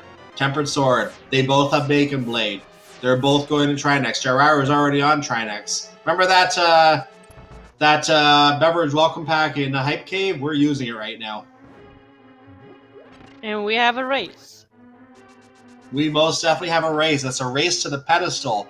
And that's a race to go to whichever dungeon that pedestal points to, and then the last dungeons from there. So before we go to Gan's Tower. So we have a race right now. It's going to come down to execution.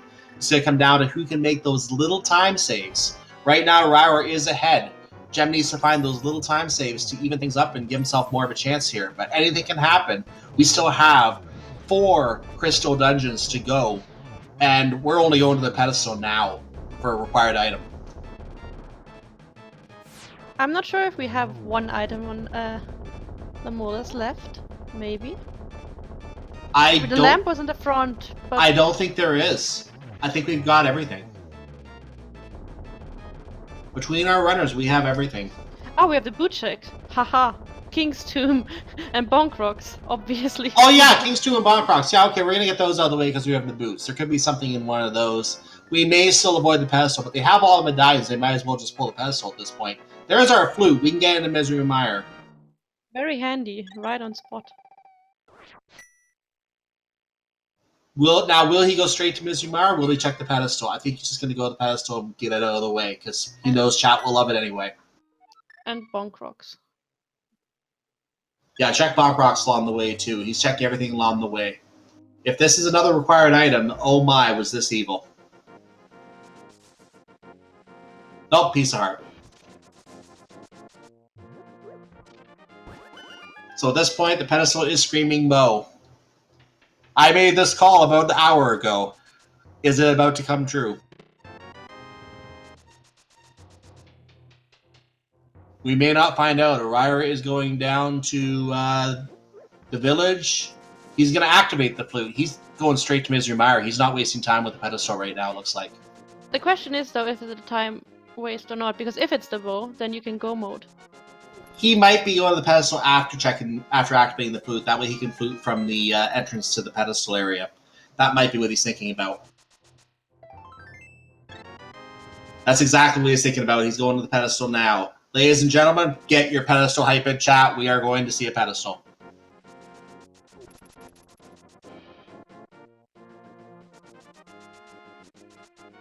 Gem's doing the exact same thing. He's going to activate the flute. We're going to get to hear the flute music this time. So, ladies and gentlemen, please enjoy.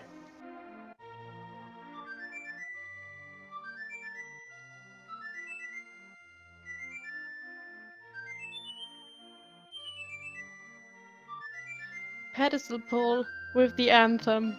And with the flute and music, we get the bombs on the pedestal!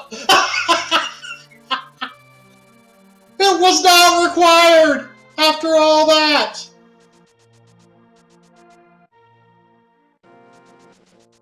I got so baited by that.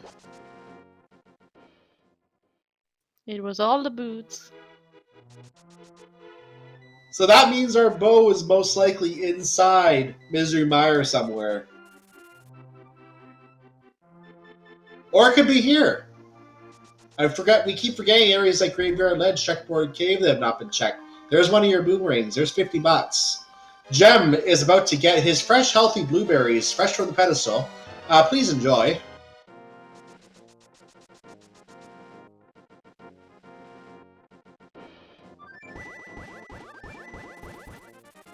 I don't think he's happy about that. I don't think anyone is happy with this. Oh, chat loves it.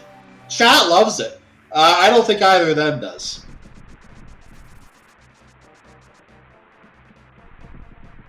And Checkboard Cave, by the way, was a bust as well. So yeah, now we do have Land Molus. That is another. I think that is an item that did Eriror pick up his big key from the torch? No, he's doing that right now. Okay, I thought he checked a different entrance. Okay, so he's getting that right now. It is possible Land Molus. I think there is still an item on Land Molus. I don't think we saw 2 items here yet. Correct? I remember to see at least the compass. Well, either way, we have to do it anyway, so we're going to find out one way or the other whether Land Molus has something. But if Land Molus does not have something, then the bow is most likely inside Misery Mire. There's not any other option after that. Or the big chest here. Nope, that's the boomerang. So you got both your boomerangs now. You should be happy. Yes, that also means there's no item left in desert.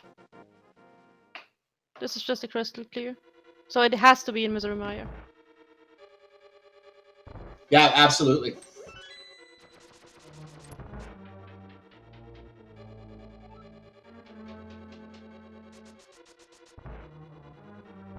We're not gonna see any diversions anymore.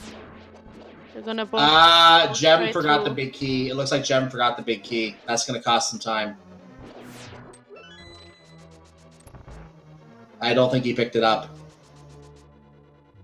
So if we can see his menu, we can confirm that. But he's gonna find out as soon as he gets to the door and he finds, yeah, no big key. I just saw it on the menu, no sprite. He's gonna walk up to the door. He's gonna realize he has to turn around. This is gonna cost him some time. This will give Eriror a huge lead at this point.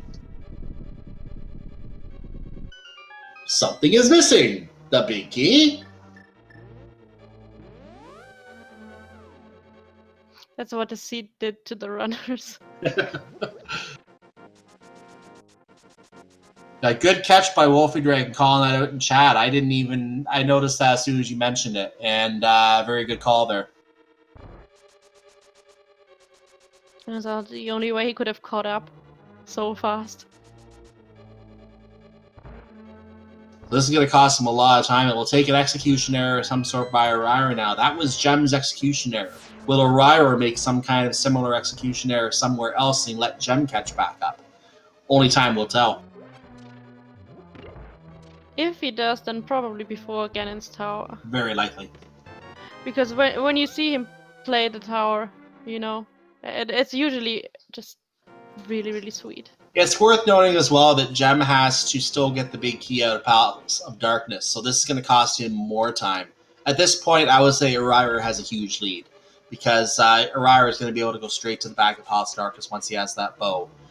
He will not have to check any of the items inside Eastern Palace. That Eastern Palace check is also going to come back to bite Gem in this seed, unfortunately. And I'm a fan of the Eastern Palace play, which is why that bugs me as well, obviously. So those are things that are going to come back to bite Gem in this race, unfortunately. I can't even remember where the big key in Eastern was, but... I don't either. He will save time not having to check everything, but he will still have to get that big key.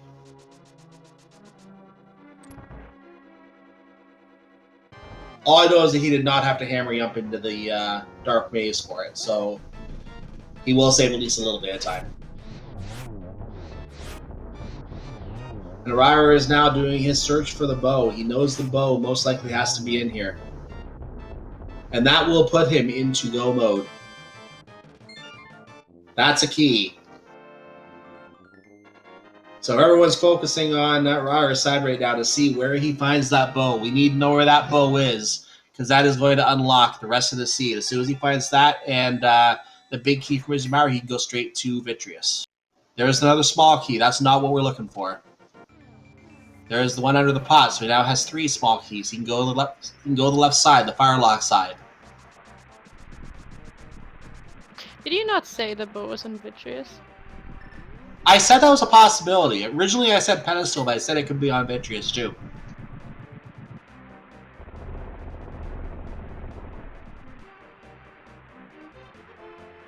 And the reason I made the comment about bow on Vitreous was only to say that, hey, we're going to make sure you can't use silver arrows. But there it is! That is the bow, and at 1 hour, 35 minutes, and 46 seconds, Eriror has entered go mode! Or bow mode, as chat calls it. There's a big key! Wonderful. And off to the back of the dungeon we go. We're done here.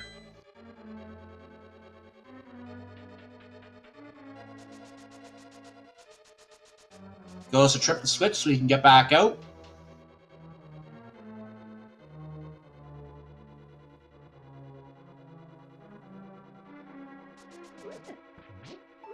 And not wasting any time, going straight back. Gem is going to get his collection of small keys from the spike room. He is going to check the floating end of the bridge chest. I don't know how that bridge stays standing like that. Almost a high five here, but almost. Yep, almost a high five. They're just across the room from each other. Low five, maybe? I don't know. Air five? Yeah. And Eriror had a minor execution error there on the King of Samaria block, accidentally flung it across the room. That's just for us, some visuals. Maybe. That might... Actually, I don't know the spooky action glitch very well. I wonder if it was set for the spooky action glitch.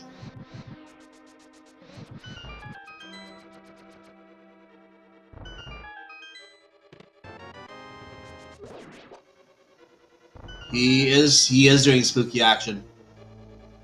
I think. Oh, maybe not.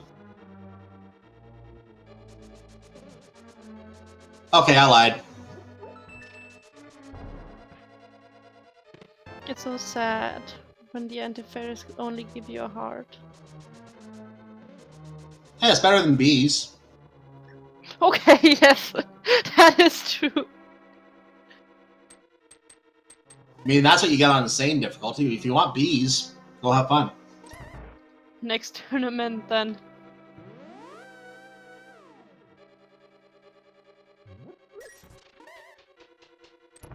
So, yeah, now the silver arrows are going to come out. We're going to vaporize this eye into an eyeball milkshake. Sorry if you're eating dinner and I just disgusted you. Yes, Eri does have the pod big key. That is correct, he does. He did do all the checks inside Palace of Darkness. There's one thing I'm thinking about as well. Where was the Eastern Palace big key located? In Eastern Palace? Well, obviously, but which chest? Because it won't take too much time, but Eriror is going to have to check the chest inside Eastern Palace for that. I don't think it was in the Manila location, so he's not going to lose time having to go all the way back there. But that he is going to have to look for that big key, and that will mean they'll have to get that. I would say that it was on the chest that you can hookshot to. But maybe I might be lying because it's like, what, 1.5 hours ago? Yeah, it's been a while. Life. It's been a while since we've seen it. We don't remember, honestly.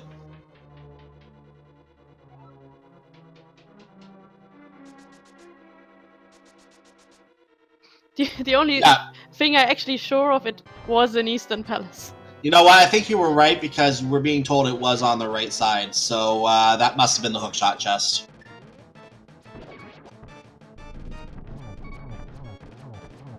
Shem vaporizes his eyeball. And Eriror goes into Eastern Palace. He is going to go and confirm that big key location for us momentarily. It's going to wrap around to the first chest up there on that ledge to the right. Going to go over there. He's doing this a little bit quicker than Jem did because he has the boots now. There's your compass. So at least he knows where the boss is. That's the good news. But I mean, if we look at our collections, then there can't be anything in Ganon's tower. There's just nothing left. You're absolutely right. There's absolutely nothing in Ganon's tower except the big key. Absolutely nothing. We can see a shield. That's it.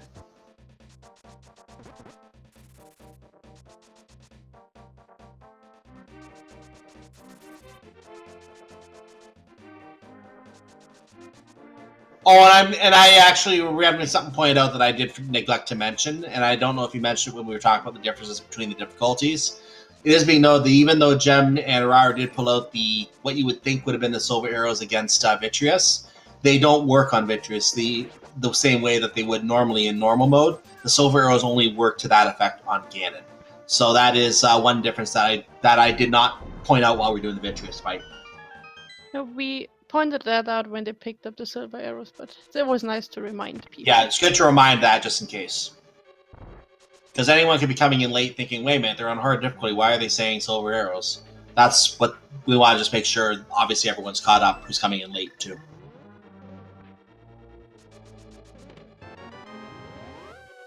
So there's one of the keys for Jem. He still has to find the big key, though. So this will eat up some time.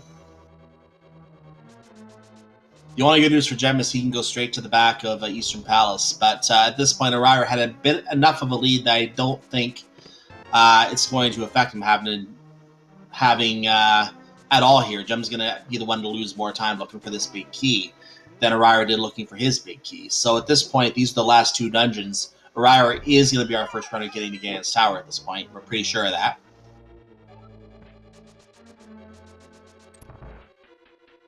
Unless there's a major error somewhere, but with 11 hearts, I don't see that happening. Oh, and with Blue Mail, too. Jem now finds out that was where his fourth sword upgrade would have been.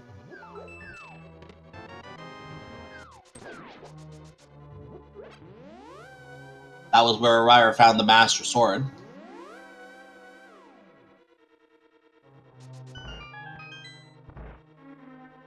We can put some hope in the big key in Ganon's tower. Maybe it's hidden somewhere.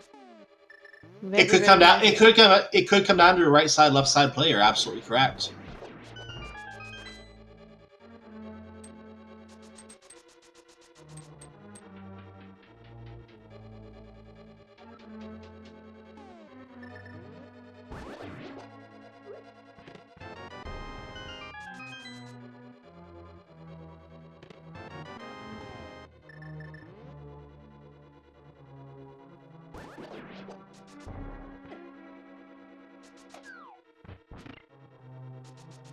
It looks like the key was in the back. Indeed. So yeah, I didn't catch the exact location because I was looking at Jem's side when Eriror picked it up, it looks like. So it was somewhere on those three chests on the right side here, and as soon as Jem finds it, he's going to be out of this area. Once he has enough keys. He needs another key, so he's going to go looking for another key right now. Nope, he's going to mirror instead.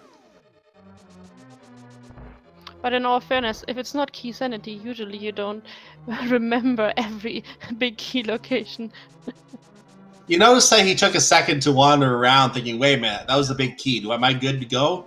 Okay, get the mirror out, let's go.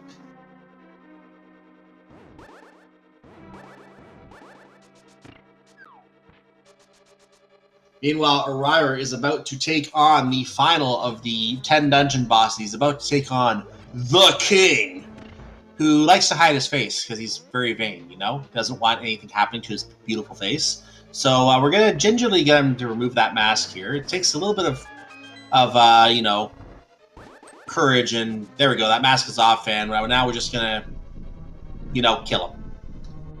Facial going wrong. I feel sorry for the guy. He just wanted to protect his face.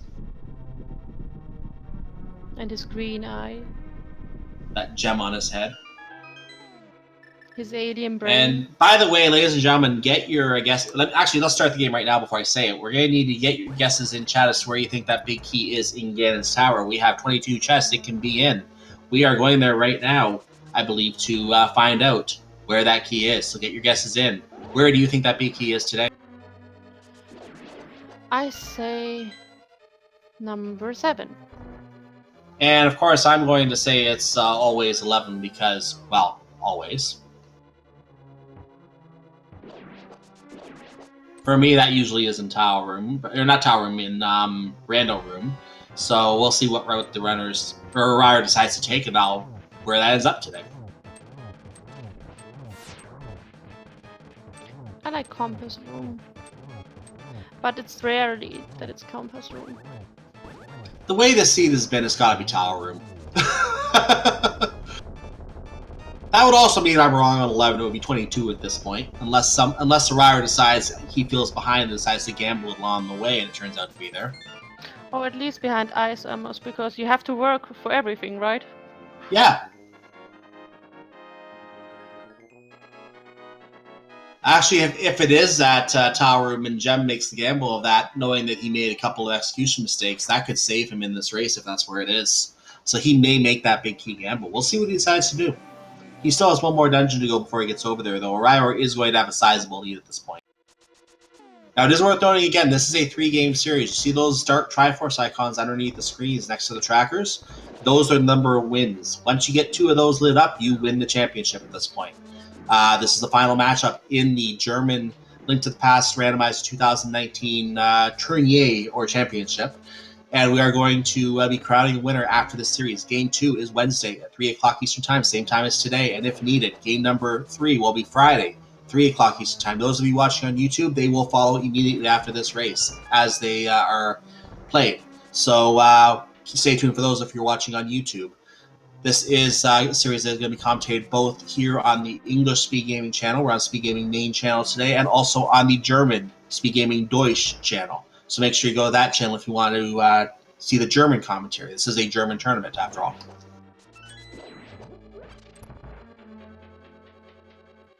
Yes, we have very, very nice people over there.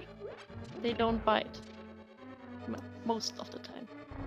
That's something you say about a lot of the community. There are a lot of great people in the Link to the Past community as a whole. So, but yes, I do know, for example, Tara, I know, is one of our wonderful German people who also volunteers at Speed Gaming, and he is, he can be a little funny, but he's a nice guy.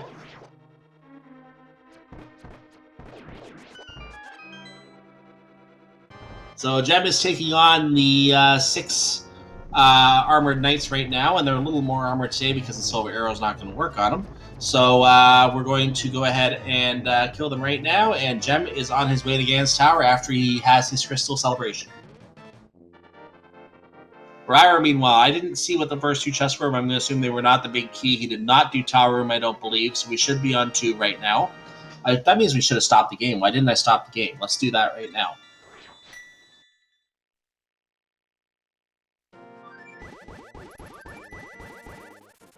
And that was 6. Yep. Oh, he went left first, apparently. Did he do Dark Magician? No, we went He did Dark Magician, so we're up. We have not been paying attention. We're up to 11. No, that's 7. No. Did he? Oh, no, he did Dark Magician. He did Dark Magician. Yes, he was here before, right?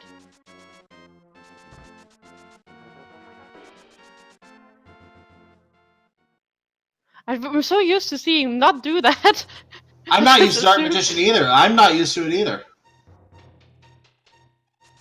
I think it's like the 5th of his matches in this tourney. I commented on it. He never did it.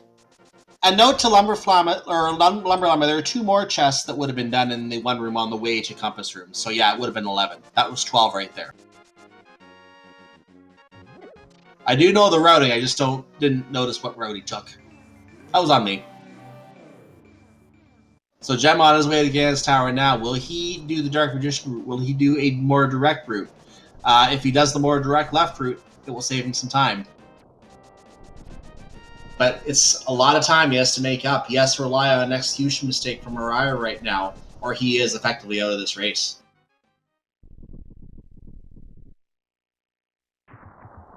But not out of this finals. No. At this point, it is Eriror race lose, and there it is. That is the big key. That was number 14, I believe.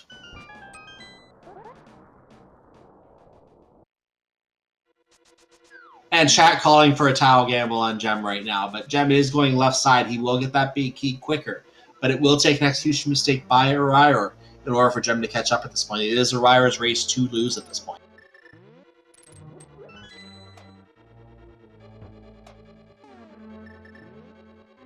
And we do have to get a congratulations in chat to Surger132, who is the winner of a year's supply of randomizers. He is available at ALTTPR.com.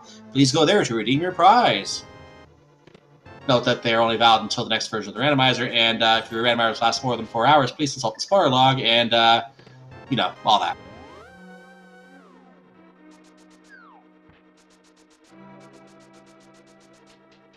I mean, a 2-hour seed. That's tough. It is tough. I have a hard time playing this as it is. I'm not that. I'm more of a analyst at this and other games more than I am as a player, because I'm not good at doing games like this really fast, and I like watching the fast play on it myself. But so I'm more of an analyst type myself.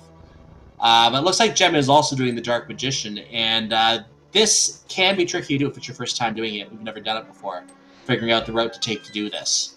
But they make it look easy, of course. Briar, by the way, has been flying through this gauntlet. We didn't even pay attention to in the first couple rooms here. This is supposed to be the hardest series rooms in the game, but with 12 hearts and blue mail, it's not that bad. Also, if you give Eri his boots, he's unstoppable. Pretty much. It also lifts his spirit so much. Yeah, those rings on the boots do a lot to lift spirits. So Gem realizing Dark Magician was not the way to go. That heart's going to stay there. A piece of heart's going to stay there on the torch.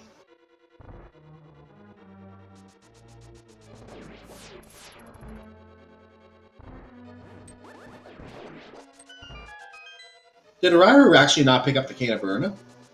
He didn't open Thieves Town. No, that was a Thieves Town big chest. Yeah, he didn't pick it up. Okay. I just noticed on the tracker and I was trying to remember.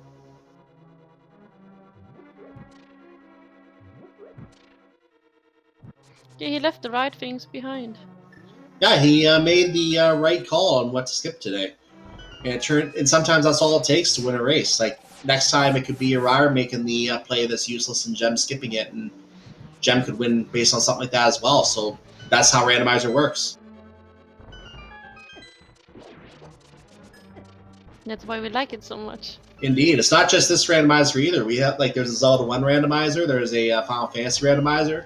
There's randomizers for all sorts of different games, but those are the three main ones that, between this and those two that you see here on Speed Gaming, those are the three main ones that you see here. And they're all exciting for their own reasons. They're all fun to watch for their own reasons. I love all three of them. And all three have great communities in them. So it's so much fun to watch. It's so much fun to analyze what can happen in some of these things as well. As Eriror takes out Moldorm too. Yeah, in like a second. Yep. So Gem's starting his climb to the gauntlet right now. Not at the big key door yet, but going to be there shortly. Eriror, meanwhile, is a mile ahead, unless he makes a major mistake here, like falling Dagenham, which would put him way behind at that point. It would take something like that for him to lose at this point. I think at this point, barring problems on Ganon, he's in the driver's seat.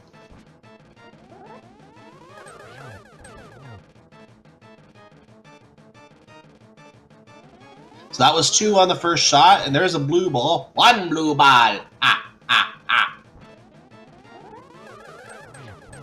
Nice triple to finish it off. That was a 2-1-3 if you were keeping score on that. And Eriror is off to Ganon. It's time for the Big Pig. So what we're going to have here, we're going to have that bat that just emerged out of Ganon. The Ganon turned into a bat. Going to fall through this pyramid. And look at that nice chicken-shaped hole there. we're going to fall into that nice little chicken-shaped hole, and we're going to find a pig at the bottom who's going to say some words of wisdom for us. Today he says, "So you thought you might like to go to the show to feel the warm thrill of confusion that Space Cadet glow?" No.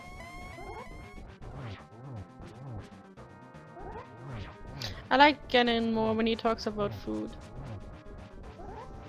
I know I made up a nice one for the Spoiler Log Tournament about bacon facts. Oh! There was that death to Ganon I was talking about. Problems on Ganon. It can happen.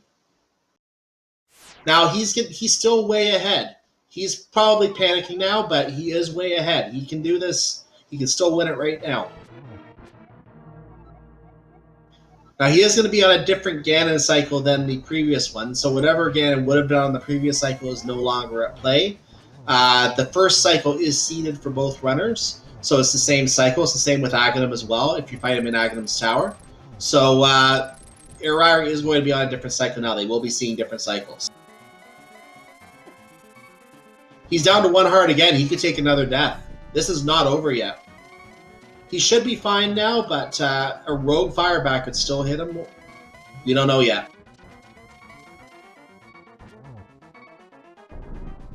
I also have no memory what he picked up in his bottles, but I think nothing that could help him now. Well, there was no fairy, that's for sure. So now the silver arrows are out. Yes, we did find them, and we're going to give you another one right here. Have another one. Trying for a triple. Is he going to get it? No, he only got 2. And the rogue fireback got him! On the last hit, the rogue fireback comes out.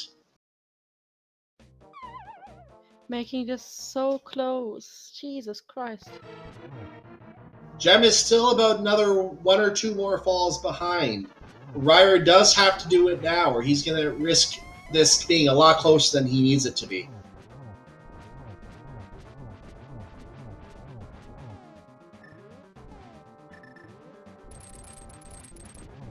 And Gem takes a fall to Molder him too. That's going to cost some time that he needs right now. Eriror is down to 4 health. He can take that rogue firebat now. He should be... Oh, that might have cost him. He can't take that bat anymore. And now he's on a really warpy Ganon cycle. This is not going well for him right now.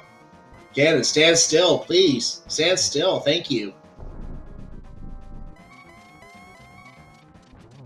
And now he's calmed down a little bit, but we're still in temper tantrum mode. He's still pounding tiles out of the floor again. And now we're going to get the silver arrow bit again. Is he going to go for Torch Glitch? Can he get the silver arrow shot first? Now he's going to go for Torch Glitch. He got it. Ganon got away from that hit, though. Going to get a double here. Now just needs 1 more hit. Can he put it away this time? Needs to light the torch first. Gonna do it where Ganon's closer. He almost fell in! Oh! But he pulls it off! I thought he almost had to do this again. This would have been super close if that happened. But Eriror is going to be our, as you see on the screen, Sieger, as he just has to cross a 1x3 bridge to be the winner of the first race. And there it is. He is the winner of the first race of this Link to the Past German Tournament 2019 final. And Gem is going to have to win 2 games, the next 2 games, in order to win the championship. But admit it, you would not have been surprised if he would have fallen off that bridge. Given the trouble he was having with Ganon, I wonder if he was feeling a little bit of rage or anything along those lines at the previous couple falls. I think he was worried he might have fallen off himself at that point. I think he was starting to get a little annoyed. There might be something to ask him about, but... yeah, I wouldn't have been surprised if he fell off given the trouble he was having. I mean, it's 2 hours. At this point, you full cleared the game. You expect your opponent to be right where you are, finishing every second. Indeed. I'll just make sure in the German channel they know that we're over here whenever they're ready to interview.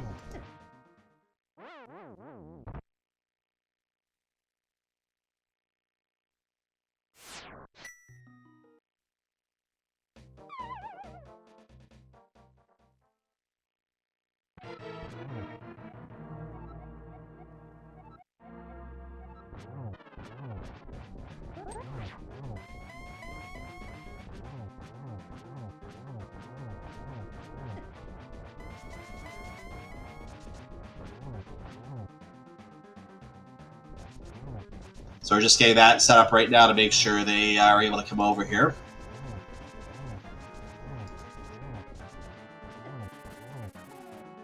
So there will be a little bit of a delay on our part while we wait for them, because they are going to do the German interview first. This is, after all, a German tournament, so they are going to cover their tournament before they come over to our channel. We're going to follow Jem right now and talk about the seed a little bit before they come over. So Jem is on the GAN fight right now, and he is getting that taken care of.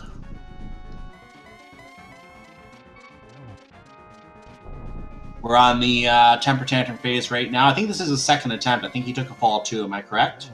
Yes. He's gonna. Yeah, he's gonna still play the torch. So we have to see if he can get torch glitch now. Ganon's warping very close. May not get a chance to do torch glitch. Let's find out. Nope, he's not going to get an opportunity to do torch glitch because Ganon was right in the way. But it didn't work out for Ganon very well, because he got 2 double arrows right in the gut, and torch glitch didn't matter. Jem has done this seed, and he is also going to be coming across the finish line in just a moment. So let's get the official SRL times as well, by the way. The official SRL times for the runners, we had Eriror finished at 1:58.22, Jem finishing with a 2:01.16, and this was a 7,000 series train. Oh, yes, it was. But they were still quite far apart. Even though Eri did fall quite a few times.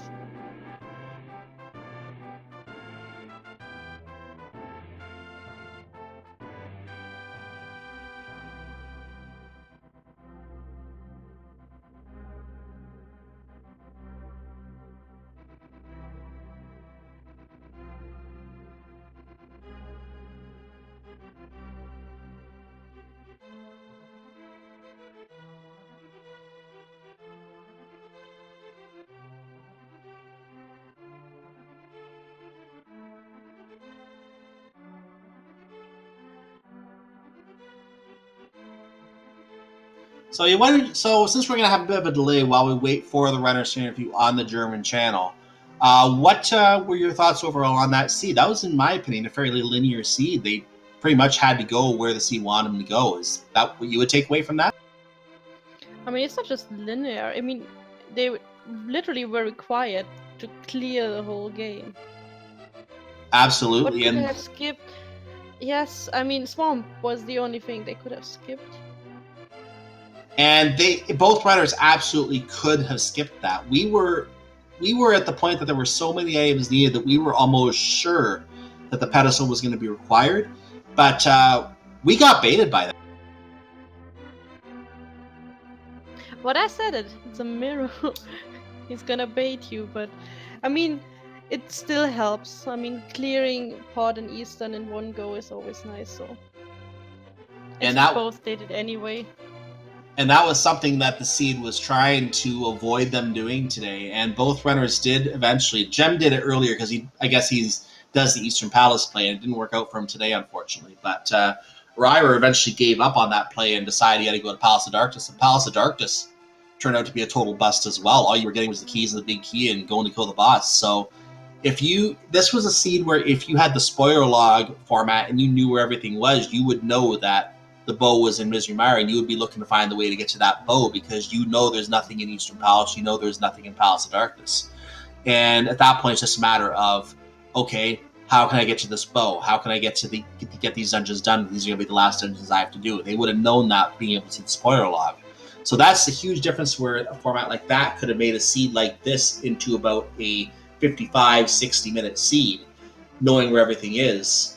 That's the huge difference in a format like that. But because of the way the randomizer works, obviously no one knows where anything is. That means we were looking in Swamp Palace for nothing. It means we were looking the double dip in Palace of Darkness, the double dip in Eastern Palace on the respective sides.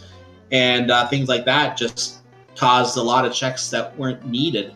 And that's how randomizer works. You're going to be checking things that aren't needed very often. But I mean, in all fairness, they still had to do a lot of cleaning up. So like the Ice Palace play with the green pendant was required, as well as going to Laserbird and Turtle Rock. Even with a spoiler lock, this would have been quite a long seed. Yeah, this was a very, very long seed. I'm actually be very interested to see what the collection rates are on this seed, because again, there were things that each one did that the other one didn't. Gem did not clean out, for example, 5 other chests in Palace of Darkness. Obviously, there were some chests in Gans Tower that didn't get cleared by either runner. Eriror didn't check a few chests in Eastern Palace, but he did full clear Palace of Darkness. So it's going to be interesting to see how the chest checking or the item checking numbers stack up in this seed. I wouldn't be surprised to see something in the 180 range, 190 range somewhere. So we'll see in a moment what happens here. We are getting the stats on where each runner got their swords. The first sword for Eriror at 14 minutes. The second one was at 124. That was a Pegasus boot. Sorry, that was a Pegasus boots at 124. Flute at 126. We know those were very, very close to each other. The Flute required the Pegasus boots to get them, actually. And the Mirror at 102. So showing how the boss kills. This is something we don't get to talk about very often because usually interviewing at this point, but it shows stats on how many bosses you killed with each sword. As you see, Eriror had the tempered sword for 8 of the bosses. Gem only had it for about maybe 3 or 4 of the bosses, I'm guessing at this point. Maybe 5 at most. So things like that can also make a difference in the seed, comparing those kinds of numbers. And not too far off with my guess at 180.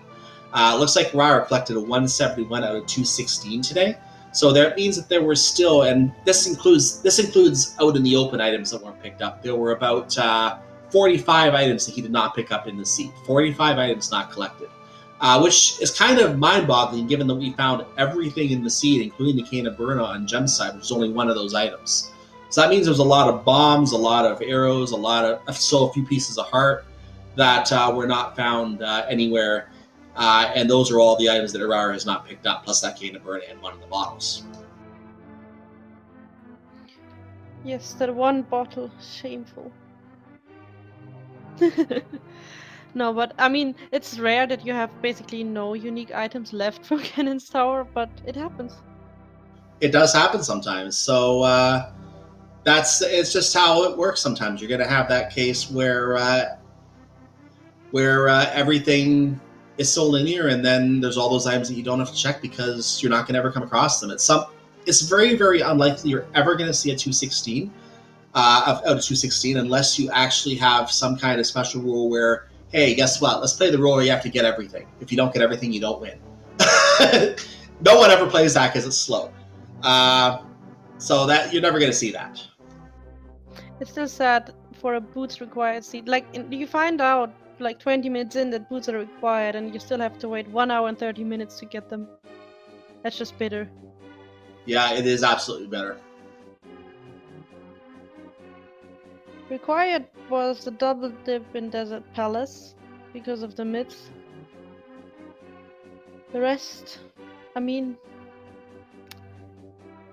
bit of time saved, but not much really. I don't see really what they could have done better. I mean, the skips Eri did with Left Side Swamp was a good decision. No disadvantage. I mean, they played it. As you said, it was very linear. I don't see much options. And I mean, they did diverse a bit, but really minor.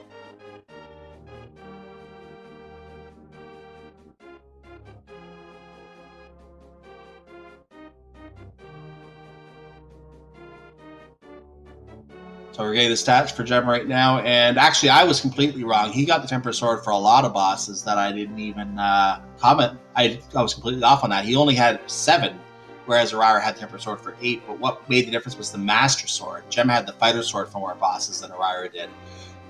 Gem found the Master and the Fighter and the Tempered very close to each other, with the Master Sword being, I believe, in was it Ice Palace for him? And no, he picked the Master Sword up on Argus. Oh, he got the Master Sword off of Argus, so that didn't count as a boss kill for that then, that's right. And then the Tempered Sword being in Turtle Rock, so he got those very close to each other, whereas Eriror found the Master Sword in Palace of Darkness, and it took him a while to get to the Tempered Sword off of Argus. So he never even got to see the one that was in Turtle Rock. Well, he did, but he saw the money.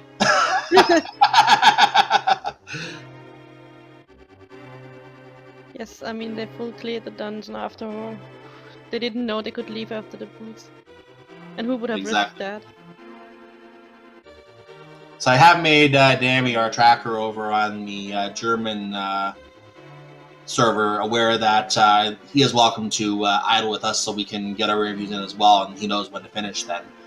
So he'll probably be popping over to join us as well. Just we'll make sure to thank him when he comes over as well. Jem and Eriror, it looks like, are still doing interviews on the German channel, so we do apologize for the delay over here while we wait for them. Again, this is a German tournament. They are going to get to interview over there before they get to come over here, but we will see if we can get them in here to hear their thoughts on the seed as well and see what they thought overall about this race today and how they feel going into game number 2 on Wednesday. I can pretty much already guess what the main request for the next seed is gonna be. Early boots. Please, early temper sword. Especially if you have NMG runners like Eri. Like, they thrive on boots so much. Boots really do make a huge difference as well. In fact, I mentioned the spoiler log format a couple times while we were doing the race. But this is one of those things where you get a format like that and you get to see where everything is, and you're looking for those items that you want to get.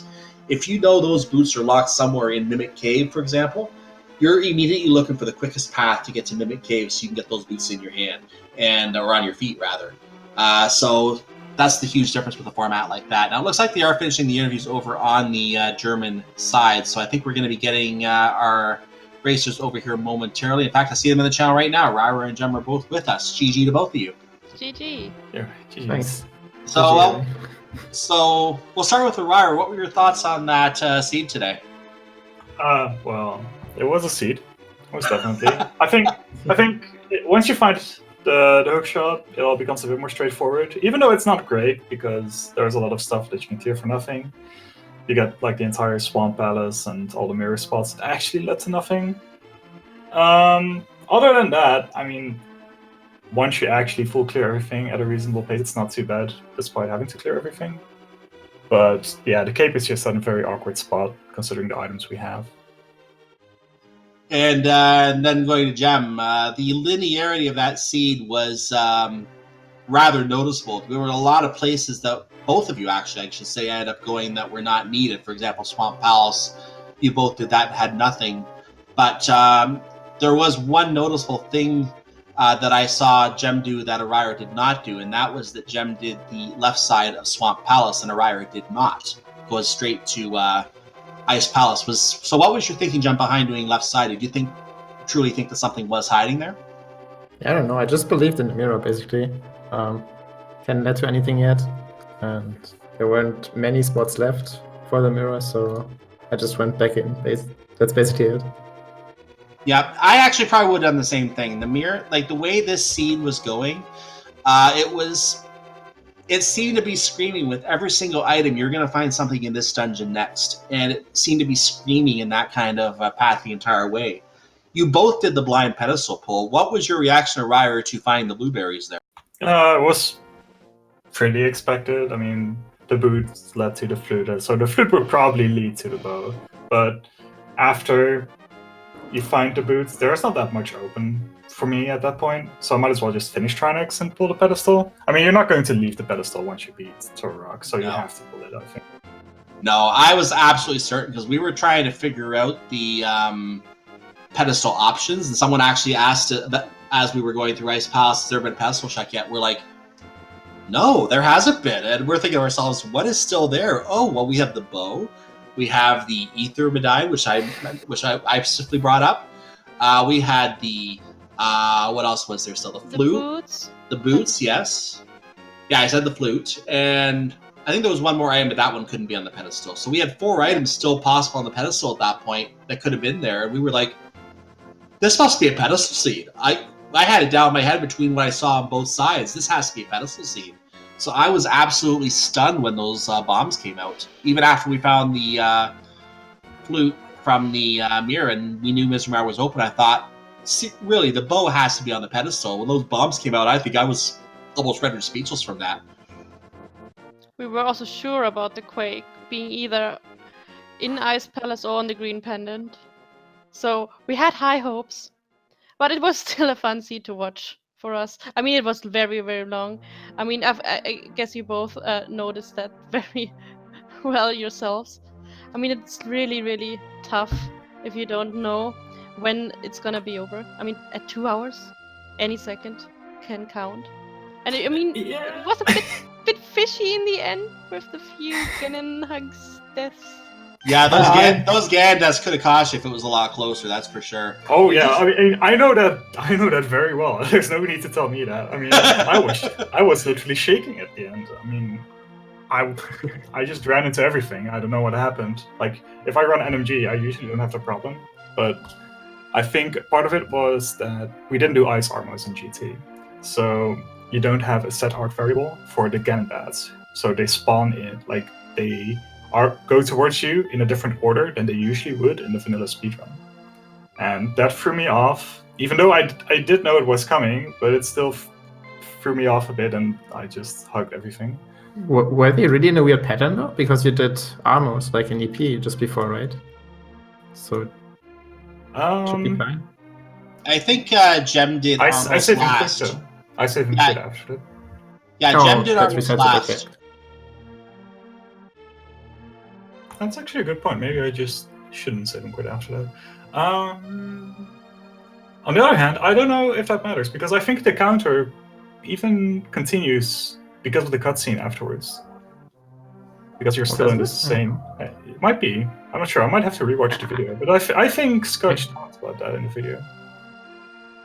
I should swear that it sets the arc variable in a normal way, but maybe I just misremember. That's kind of worth checking out. I'd be curious about that too. I didn't even know that mechanic specifically, so that's interesting to know.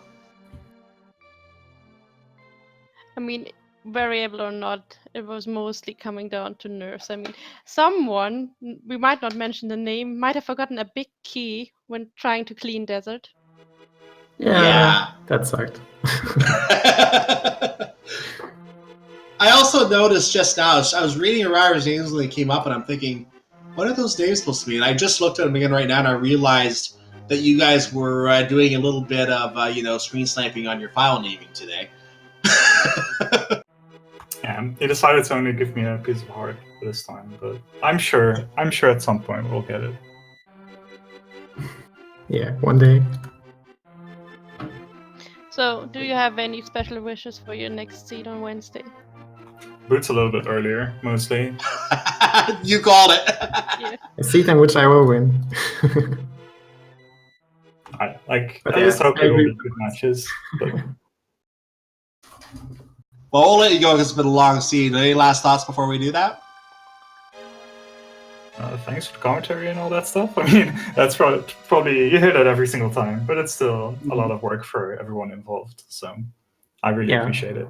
I hope to see you guys again on Wednesday. Yeah, well, I don't know who's doing the commentary on the English side yet, because that probably won't be confirmed till Wednesday morning. But I know that I did sign up for the whole series. We'll see who we know. I think you did sign up for another race as well, right? Is that Alicia? Yes. Yeah, so, and I know we have someone else who signed up as well. So we'll probably cycle our crew around here on the English side as well. But we are going to see several people getting to do this if we can. And for those of you who are watching again live, make sure you tune in on Wednesday for game number 2. It is Wednesday at 3 o'clock Eastern time for this on the Speaking English side, Speaking North America Eastern time. Again, for those of you watching in the UK and in Britain, around 8 o'clock in that time zone and 9 o'clock in German area. But I'm going to assume a lot of our German friends will probably be watching the German stream anyway, so they'll probably be watching that one too. Either way, both options are there. You can either watch here in English or watch in German, or watch both if you want. You can keep track of both.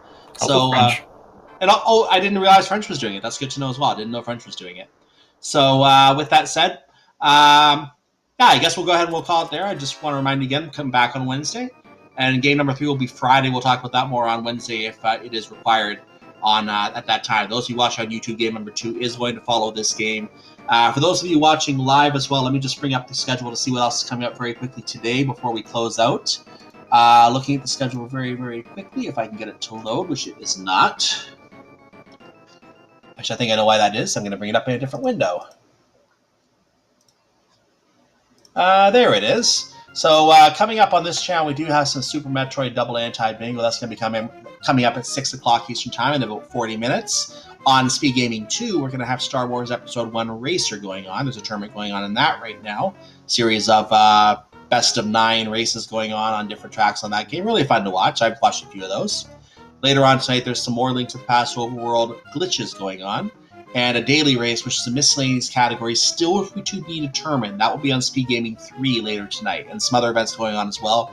Go to speedgaming.org/schedule for all of that. So, Zalacia, any last thoughts? I'm just happy we had such an exciting race, and I'm very looking forward to Wednesday. And thanks to both of the runner and our tracker Demi for the hard work. And I agree. And yes, thank you, Dami. Dami did come over to join us. We want to make sure we thank you as well, Dami, for doing the tracking today. Very much appreciated. Thank you for putting in the time to do the tracking today and any other time you've done so in this tournament. It is very much appreciated, the hard work that you do as a tracker. It is a very hard job. I've done it myself, I know. So very well done. We had a really good seed, really tough one to track, so good to do. So with that said, make sure you follow the runners Jem and Eriror. I believe their names are... Correct me if I'm wrong, your names are exactly as they're shown here, or is your name different, Jem? Oh, we have them in the chat, never mind. Jem0401 and Eriror PS, for those of you following on YouTube. Those are their Twitch names if you want to follow them. And my co-commenter has been Zalacia, and our tracker is Twitch if you want to follow him as Old Dammy. That's his Twitch name. I am Cyclone GU. I want to wish you all a wonderful afternoon, wonderful rest of your day, and I'm going to give you, Zalacia, the final word. Have a good afternoon, everybody. Then I'm gonna say have a good night for all the people that watch from Europe, since it's almost midnight here. And hope to see you all back on Wednesday. And I forgot something. May not all your seeds be pet seeds.